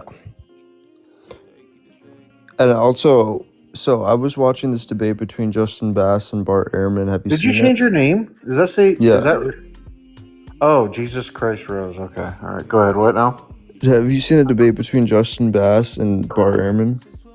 The one where they're on the radio show or whatever? Yeah. Yeah, a long time ago. Yeah. Obviously Justin Bass didn't do too well there, but I think he made an interesting point. He said that there's nowhere in the literature where there's projections of enemy apparitions. I don't know what you think about that. Well, I don't know if that's true. I searched it up, and I pressed ChatGPT to find me like a case in the scientific literature where somebody hallucinates seeing an enemy and then believes that they have resurrected. But why is it? Why do those appear in the Gospels? Though is the question. I mean, so let's look at the centurion, right? What's the point of the centurion, right? So in Mark, the centurion proclaims that Jesus is who he said he was during the entire, who Jesus alludes to being during the entire message, right? Yet every time Jesus alludes to this stuff, the people in the circle seem to miss the fucking point, right? That's why he has to keep re-explaining himself in parables. But then the centurion finally gets the message at the end. And I think this is like a subtle jab Mark is making at the Jerusalem church because he's kind of calling them idiots here because he's saying, look, they don't get it, but this fucking dumb guy that's on the outside gets it, right? It's so obvious who Jesus is. Mm-hmm. And a lot of it is meta commentary, I think, that goes on in Mark, where Mark is like doing this kind of stuff and then like trying to get the person that's hearing the story to sort of resonate with what's being kind of laid out in front of them. And I think that's the exact reason why Mark ends so abruptly. Because at the end of Mark, when the woman ran away afraid, but what's the point of this though? What do you mean? Like, why are we talking about Mark? Well, because you're talking about enemy attestation, right? Assume you're talking about people like the centurion. Oh, okay, yeah, but okay, keep on going. Yeah, so like I'm just giving you an example. Like the centurion, I don't think he's there because there's actually a centurion that converted. I think he's there as a literary reason, like to sort of throw a jab at the disciples and the Jerusalem movement, and at the same time make it so obvious to the people hearing the story that Jesus is who he says he is, right? That he is this like messianic Son of Man figure. So are you talking about like a Roman soldier that was there for the crucifixion? Yeah, it's in Mark 14 where the soldier proclaims Jesus as Lord. Yeah, and he sees the darkness and the torn curtain. No, before that, it's when he like there's a soldier that figures out Jesus is Lord, and it's like,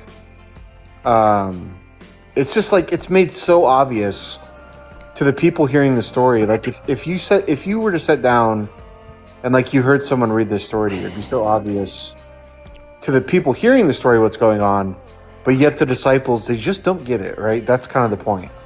And the same thing happens at the end of the book, right? At the end of the book, the tomb is empty. The woman had been presented this undeniable evidence that Jesus resurrected. And what do the women do, right? They don't go tell the disciples. They don't do anything besides run away afraid, right? It's like even after the people that are part of this early movement are presented with the evidence, they still deny Jesus. And I think it's a theological point. Mark is like, look, all these people have denied Jesus, right? These people that were given the evidence, what are you going to do, right? You're hearing the story. What are you, the listener, going to do?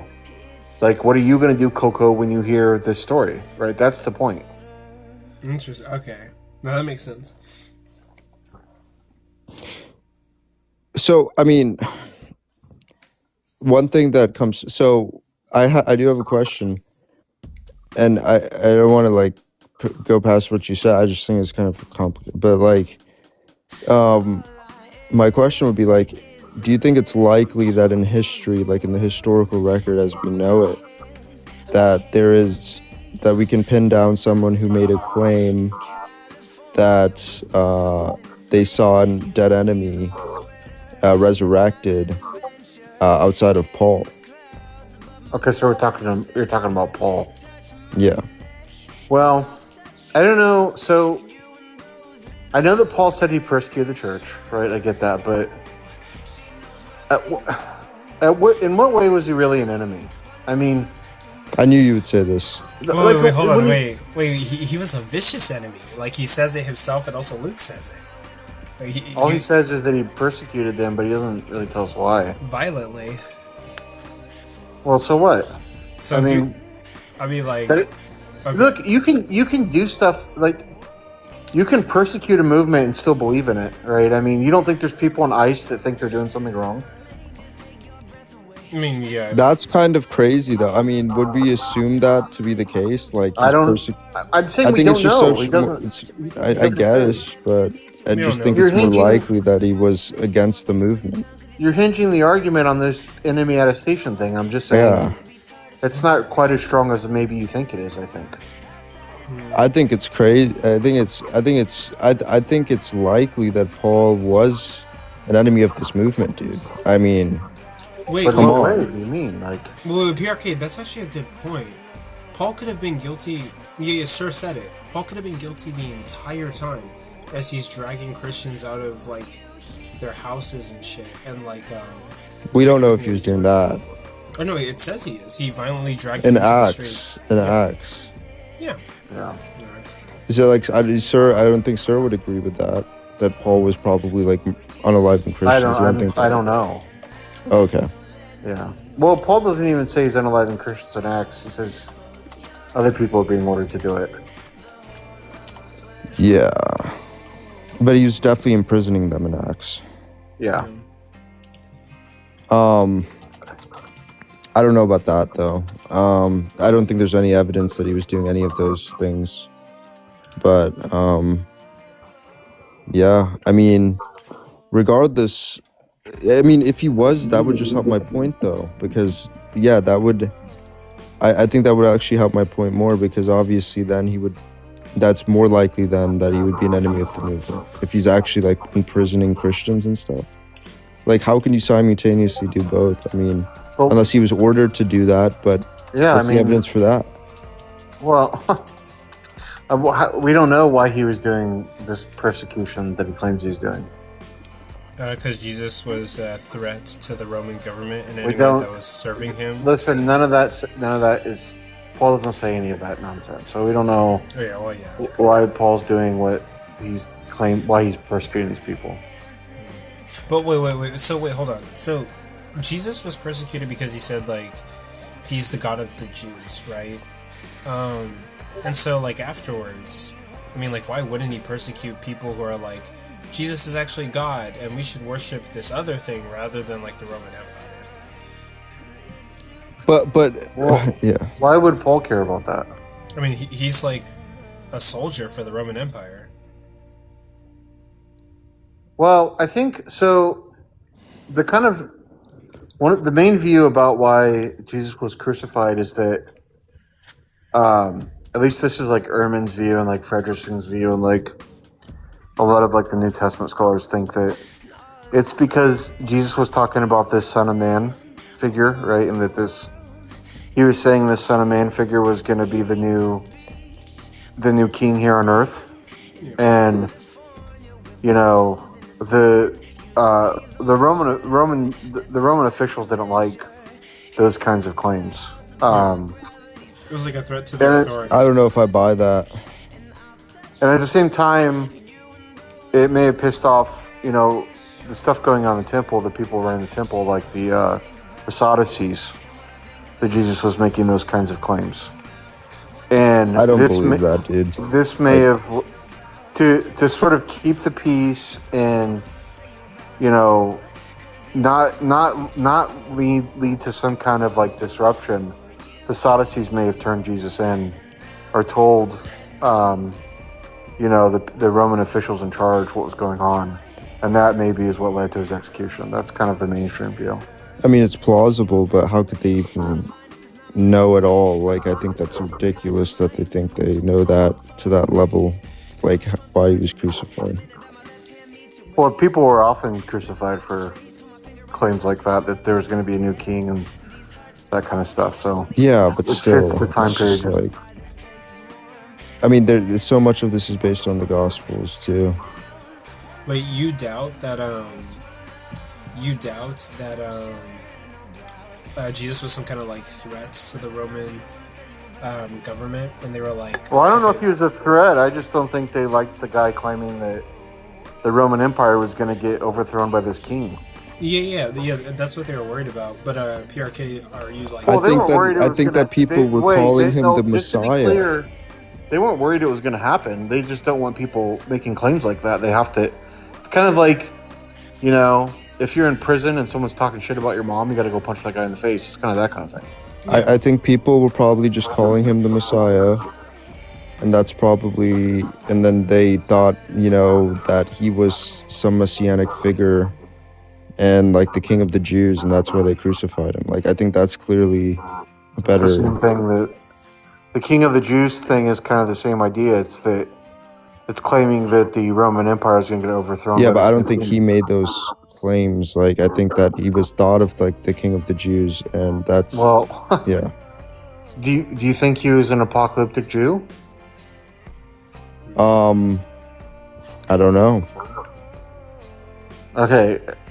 Well, the apocalyptic Jew stuff is kind of like, that's like pretty much every scholar agrees with that studies this stuff.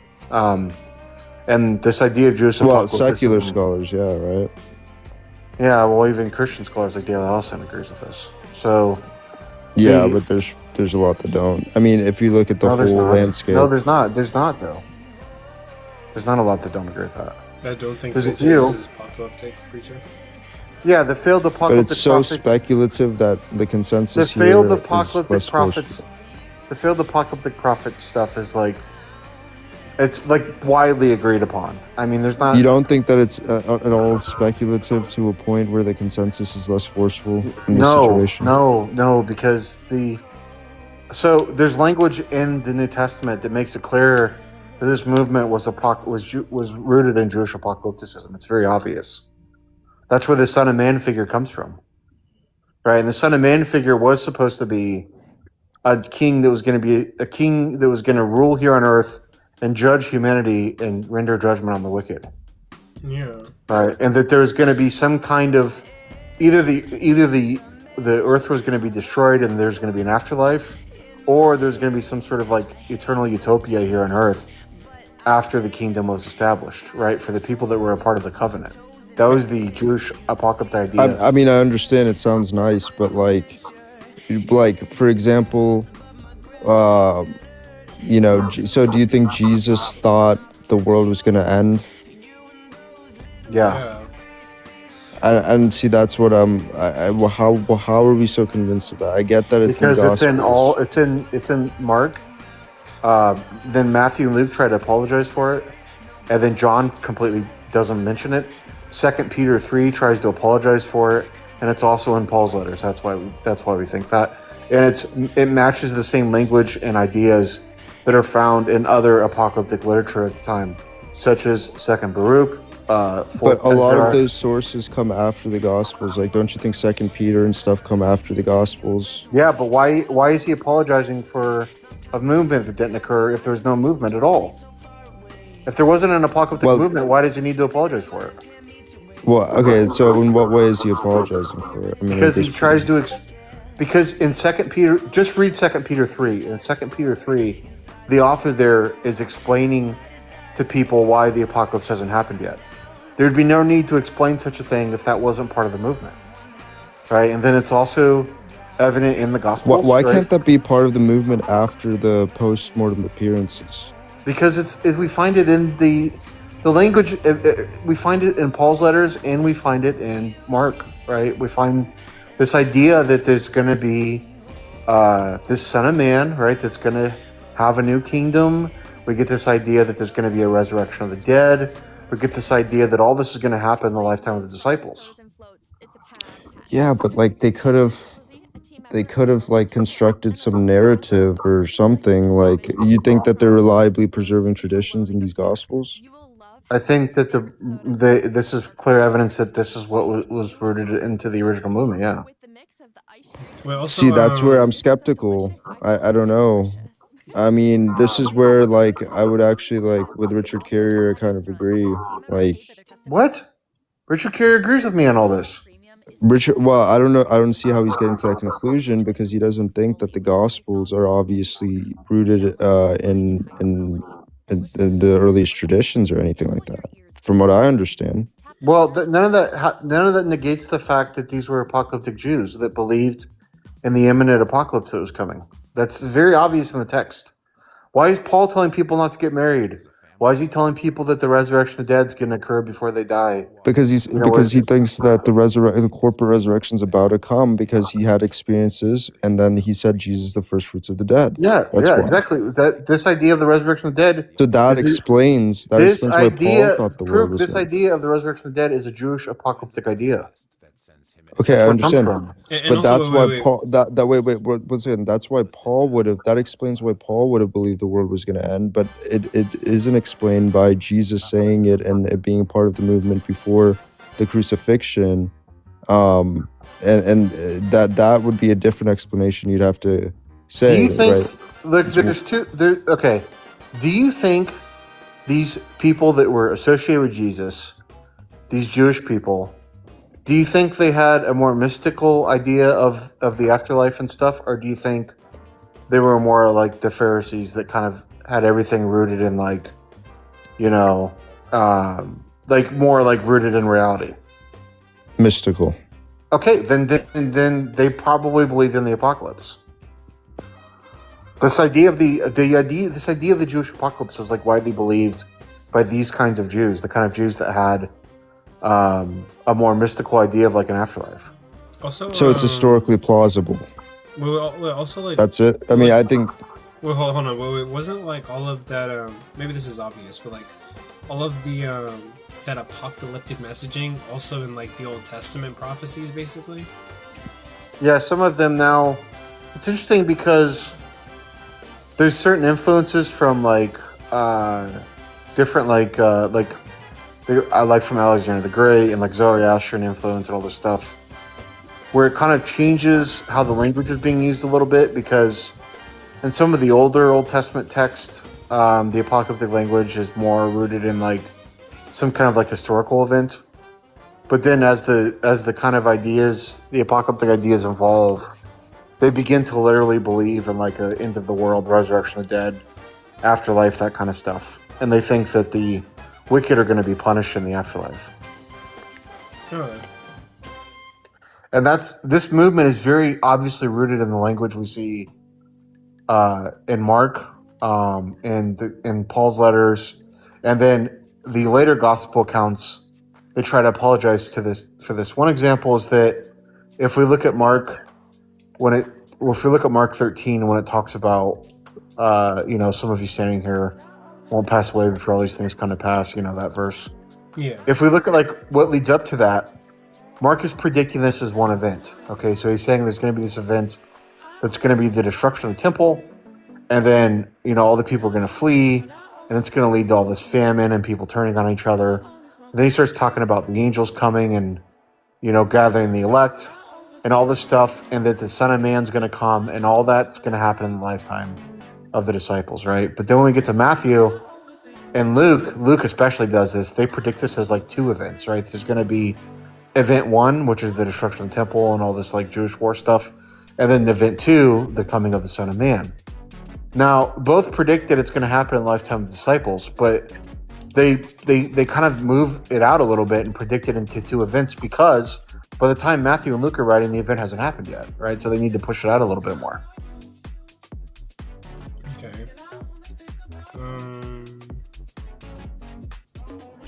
Okay.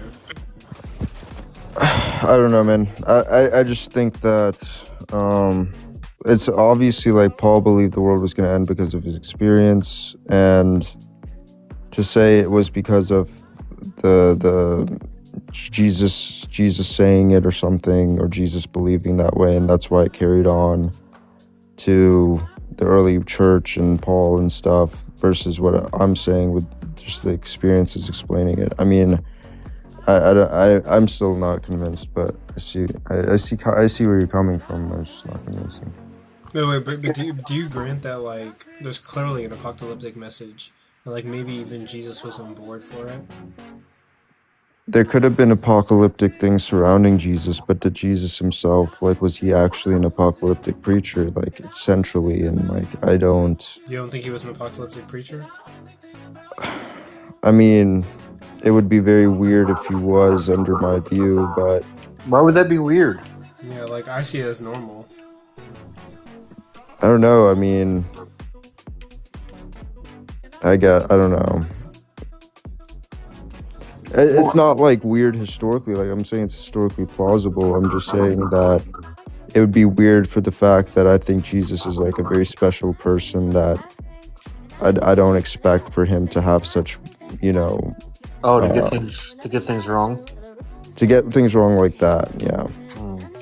Well, I don't know what to tell you there. I mean, he's just as likely to get things wrong as any other dude to me. I mean, I that's where I probably differ. I think he probably got things. It wasn't getting things wrong like that, but I mean, dude, it's just that a lot of this just comes from the Gospels, and I guess I think the whole argument revolves around you saying that the Gospels preserve some traditions, and I'm just saying I don't know, like. No, it doesn't make sense for the movement to begin without this stuff. What's the movement without this apocalyptic message? What's the movement about? It's about repent because this fucking dude's coming soon. The Son of Man, who they're interpreting as Jesus, is coming very, very soon. So y'all better fucking strap in. That's what the whole movement's about. Yeah. Well, yeah. Wait, PRK, yeah. wait. No, dude, but it's like my point is also not being like acknowledged, because I think that this idea that like, oh, the resurrection's about to happen, strap in, comes from their experiences, like I keep on saying. And I think that's totally valid. It's totally valid. Like, you don't think that what I'm saying is valid, that because of their experiences, they thought the world was going to end? You don't think that's plausible? What experiences? The post-mortem appearances. Wait, what's even being argued here? Wait, even if that's the case, they still would have believed in the apocalypse. Because they thought the world was going to end because of their appearances, and that's it. That's why the... Okay, so you're saying that Jesus didn't believe in the apocalypse, but his followers did? Yeah. Okay, now, Prick, I want you to think about that for a moment. Why would you ever think that? Why wouldn't you just think they all did? Why wouldn't I just think they all did? Why should I? Well, imagine if, like, you know, we have this, like, common thread that a lot of conservatives believe, let's just say, right? And all these conservatives are a part of this small conservative group, right? And the person that's leading the group dies. And all these conservatives are passing on a certain belief that we know is common among conservatives. And then someone came along and said, well, the followers of that guy believe this, but we don't know if that guy did. Even though we know it's a common conservative That happens a lot, dude. The followers believe does that happen completely different than... Does that happen more often? Yeah. Does that happen more often than them just sharing the belief when it's a common belief among people in that ideology? No. If it's a common belief if this is a common belief among Jews in Second Temple period, and we know that his followers had this belief, why wouldn't we just think Jesus had the belief too? Especially when we have all the Gospels saying he did. Like that just raises the probability that he did too. I mean, it's a common belief in the Second Temple period, but obviously obviously apocalypticism was still probably a minority position, right? We can't just assume. You don't think so? I mean, I wouldn't say we can just assume it's the default position that Jesus would have been in line with this apocalyptic understanding, because I do believe it probably wasn't the majority view. His followers held that view, right? And because of their experiences, bro. The movement doesn't make sense without it. I mean, there's no movement without this. Well, that's something I'd have to think about more, but I mean, he could have been saying the kingdom of God is at hand, and what does that mean? What does that mean? Something big's about to happen. What is the kingdom of God? It's an apocalyptic thing. It's saying that it's talking about the end of the world. That's what the kingdom of God is, Proop. It's this kingdom that's going to be established here on earth, and the Son of Man figure is going to come and render judgment on everybody. That's what the kingdom of God is. That's what they're talking about. I mean, sure. I mean, okay, so fine, I'll agree to that, but I'd have to think about why the movement was like that to begin with. I mean, if you're just saying the whole movement of Jesus was just driven because of him, thinking the world was going to come to an end and stuff. That's what started it, yeah. No, I'm not saying that's not why the movement survived. The movement survived because Paul gave this bridge for Gentiles to become Jewish. That's why the movement survived. I'm trying to think. I mean, I'd have to think about it and come back to you on that one. Why? I guess that's. Are you reading? You said you're reading Dale Allison's book on the historical Jesus, right? The Resurrection. Oh, you're reading the Resurrection one. Well, he has a book on the historical Jesus too. I mean, I haven't read that book, but I'm sure I know that he believes in the apocalyptic prophet stuff, and I'm almost certain he would talk about it in that book. I mean, this is what I'm saying is I mean, nearly every scholar agrees with this idea, right? The only ones I'm aware of. What if Jesus just had good teachings and, what if Jesus was just a normal person with really good teachings? Well, what if he was a drunk? Why can't we just take that view, bro? Because it's just less likely. The only ones I'm aware of that present counter ideas, so there's going to be John Dominic Crossan, who talks about Jesus being some kind of cynic.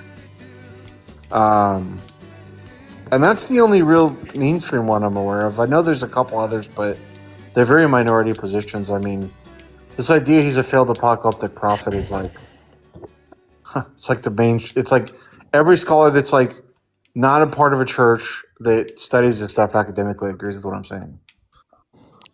Yeah, but they're getting this because I still don't see it, because if we're gonna say that, I would see it more so if the Second Temple Jewish belief was apocalyptic Judaism, obviously the predominant view. I don't think that's true. I could search it up, but well, it seems to be the ones that were more mystic believe that kind of stuff.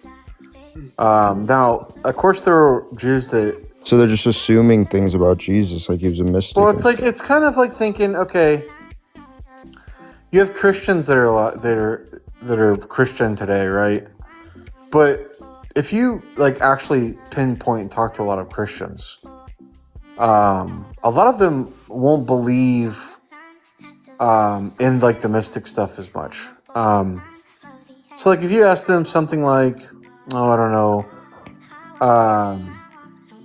do you actually think Jesus walked on water? Let's just say, right?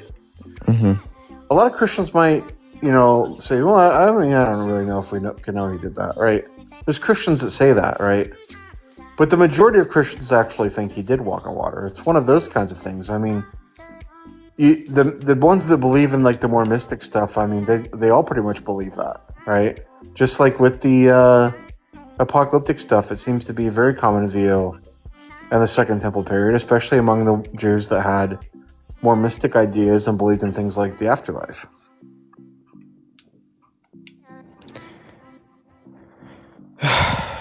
Okay, I mean,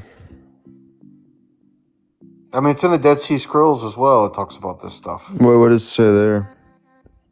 I don't have exact verses for you, but it talks about the same kind of stuff. This Son of Man figure coming, this resurrection of the dead, into the world, all that stuff.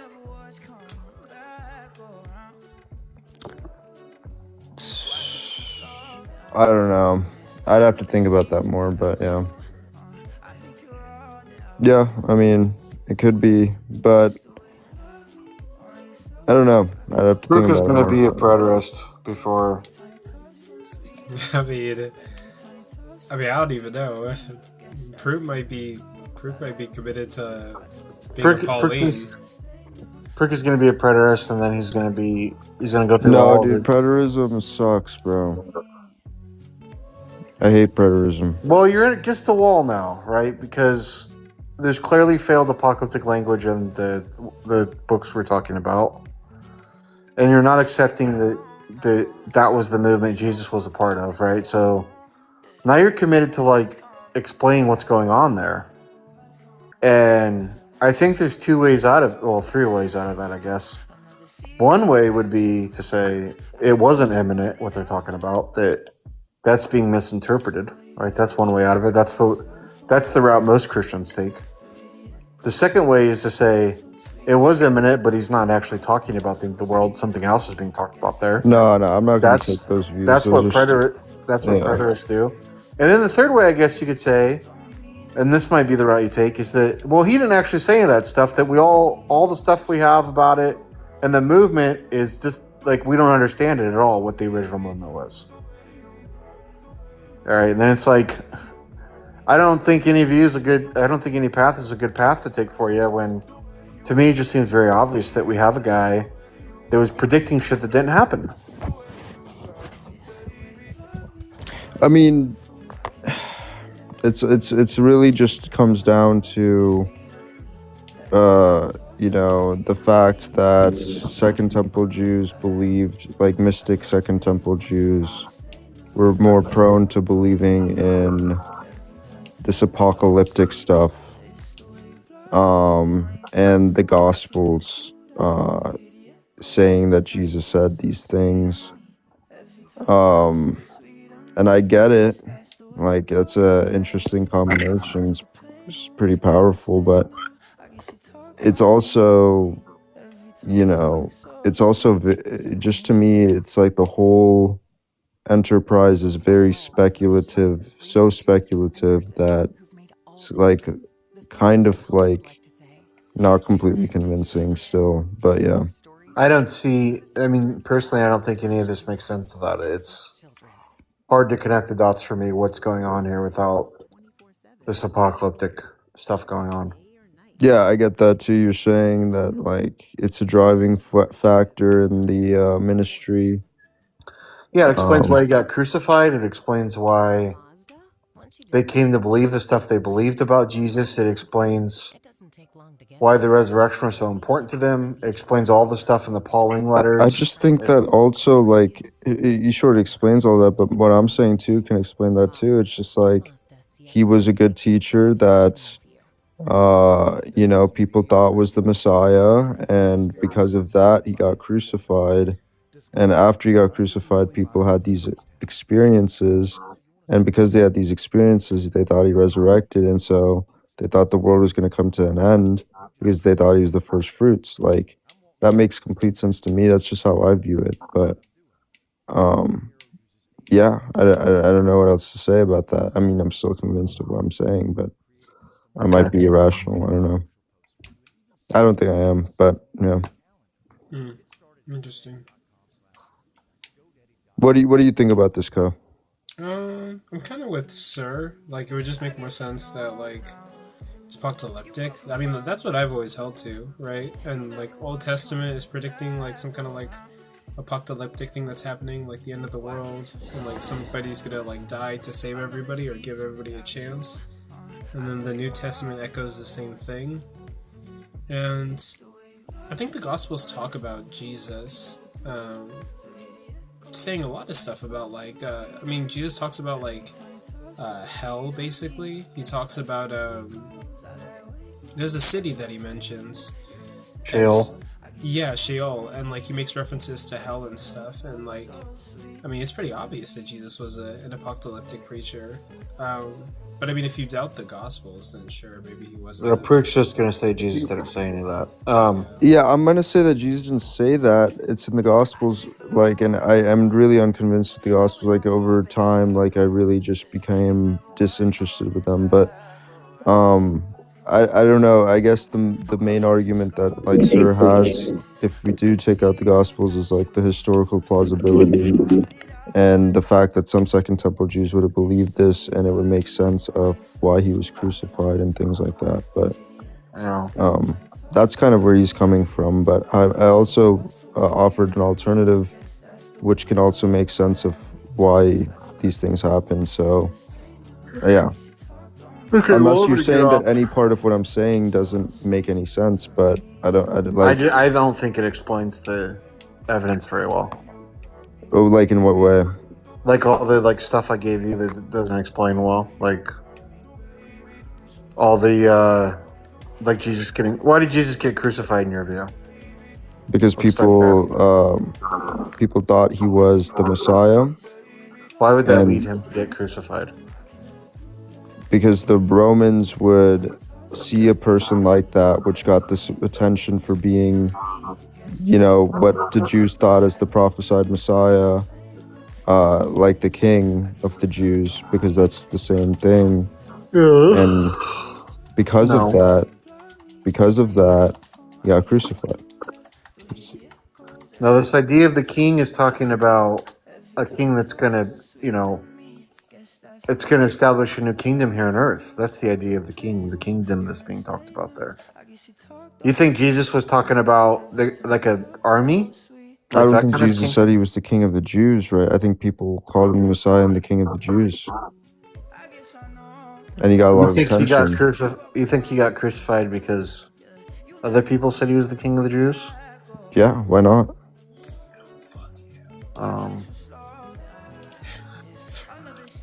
It seems to be like this is all ad hoc proof, to be honest, that you're coming up with. I mean, you don't think that there are other examples of people that were considered to be the Messiah because of their good teachings? And then they were also crucified. I don't know if taken out. I don't know if anyone that was crucified for claiming to be a Messiah now. Yeah, I don't think Jesus necessarily claimed to be the Messiah. Well, why do you think the other messianic figures were crucified? Well, because they led like revolts, and they would like try to tell people to like disobey Roman authorities, that kind of stuff. Like, for example, the one. So why movement, don't you apply that same logic to Jesus then? Well, because there's no evidence Jesus did any of that. I mean, there's not like much evidence that he did what you're saying. Let's look at the same sources that talk about what these other messianic movements did. What do they say about Jesus? I mean, they don't say anything about him leading a revolt or any of that stuff. Tacitus doesn't say that. Josephus doesn't say that. None of that's contained in the stuff that they sort of outline about Jesus. Well, he was bringing a radically different message that challenged a lot of different people's views, right? And maybe it wasn't a revolt in the sense of like a physical thing. Maybe it was more so like seen as something that was going against the government, but it was kind of not as, it was like inadvertently doing so. I don't know. Perk, I'm gonna go though.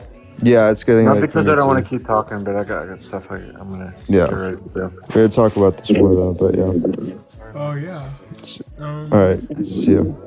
I think I'm gonna stick around for a while because there's something I'm trying to accomplish on this Pokemon game. I'm trying to catch a legendary, so if I'm not talking about religion, then I'm probably listening to music and gaming. Yeah, I'm probably gonna get out too. I got work in like 5 hours, so I gotta go. Okay. All right, see you, bro. See you around.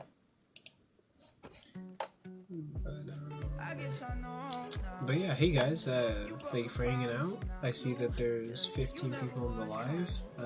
Feel free to ask me any questions. I'm going to be playing Pokemon. That's just something I'm trying to accomplish before I log off. So that's the only thing. But other than that, you know, like, I'm straight chilling. What you guys got for me? There's 15 people in the live. Tap your screens, like the live, share with anybody who you think might be interested. And I'm just trying to really finish something here. I'm looking for a legendary Pokemon, essentially. And I think this Pokemon is Cobalion, and he's in this cave. I'm trying to get to the 3rd floor. That's what I'm trying to do. He's on the 3rd floor. And so, are there any Pokemon fans in here? Low-key?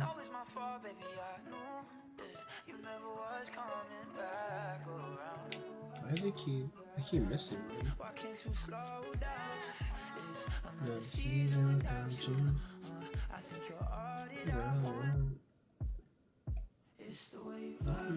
Alright, so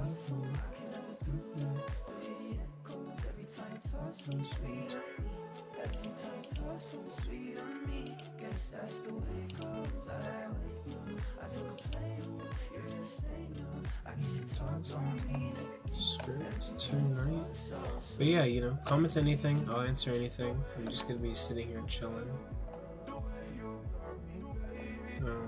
But no, yeah, I'm trying to accomplish something before I leave the live stream. Okay, well, here's what I could do. Is it on the top of the screen? Hold on. Oh, it is on the top of the screen. Let's see. Do that. Put it right there. Guess that works.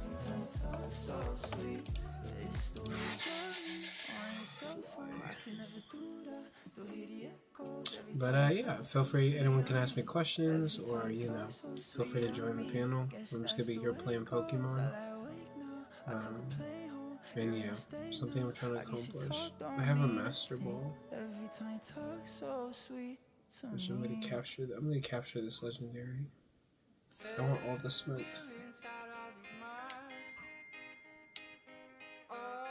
Okay. It's on the... Fuck. I can't keep doing this one. Scripture? Wait, what movement? We're talking about... I don't know if you still want me to answer that question. Okay, fuck. Wow, this is gonna suck. I can't keep doing this for like the next like 2 hours. Actually, no, fuck it, I will. Okay, I'm trying to get to the top floor. Okay.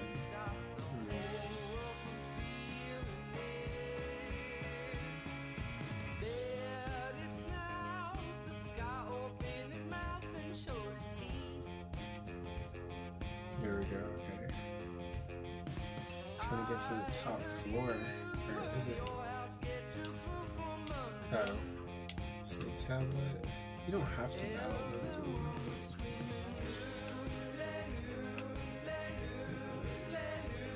Fuck.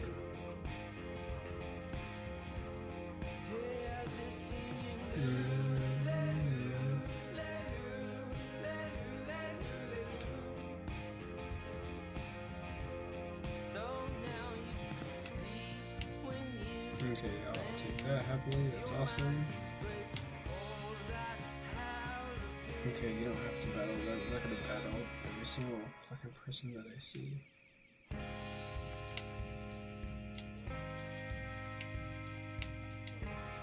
On the third, it's on the...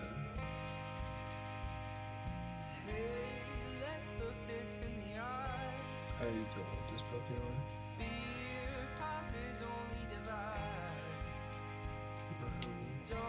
Not interested.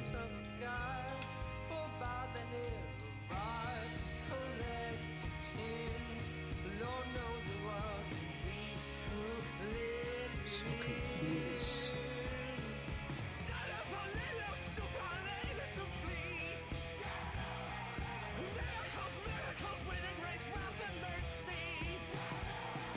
Not interested. Yeah, that is one way.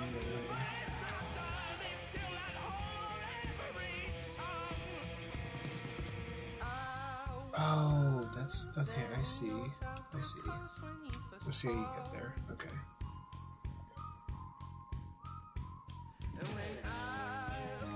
That shit.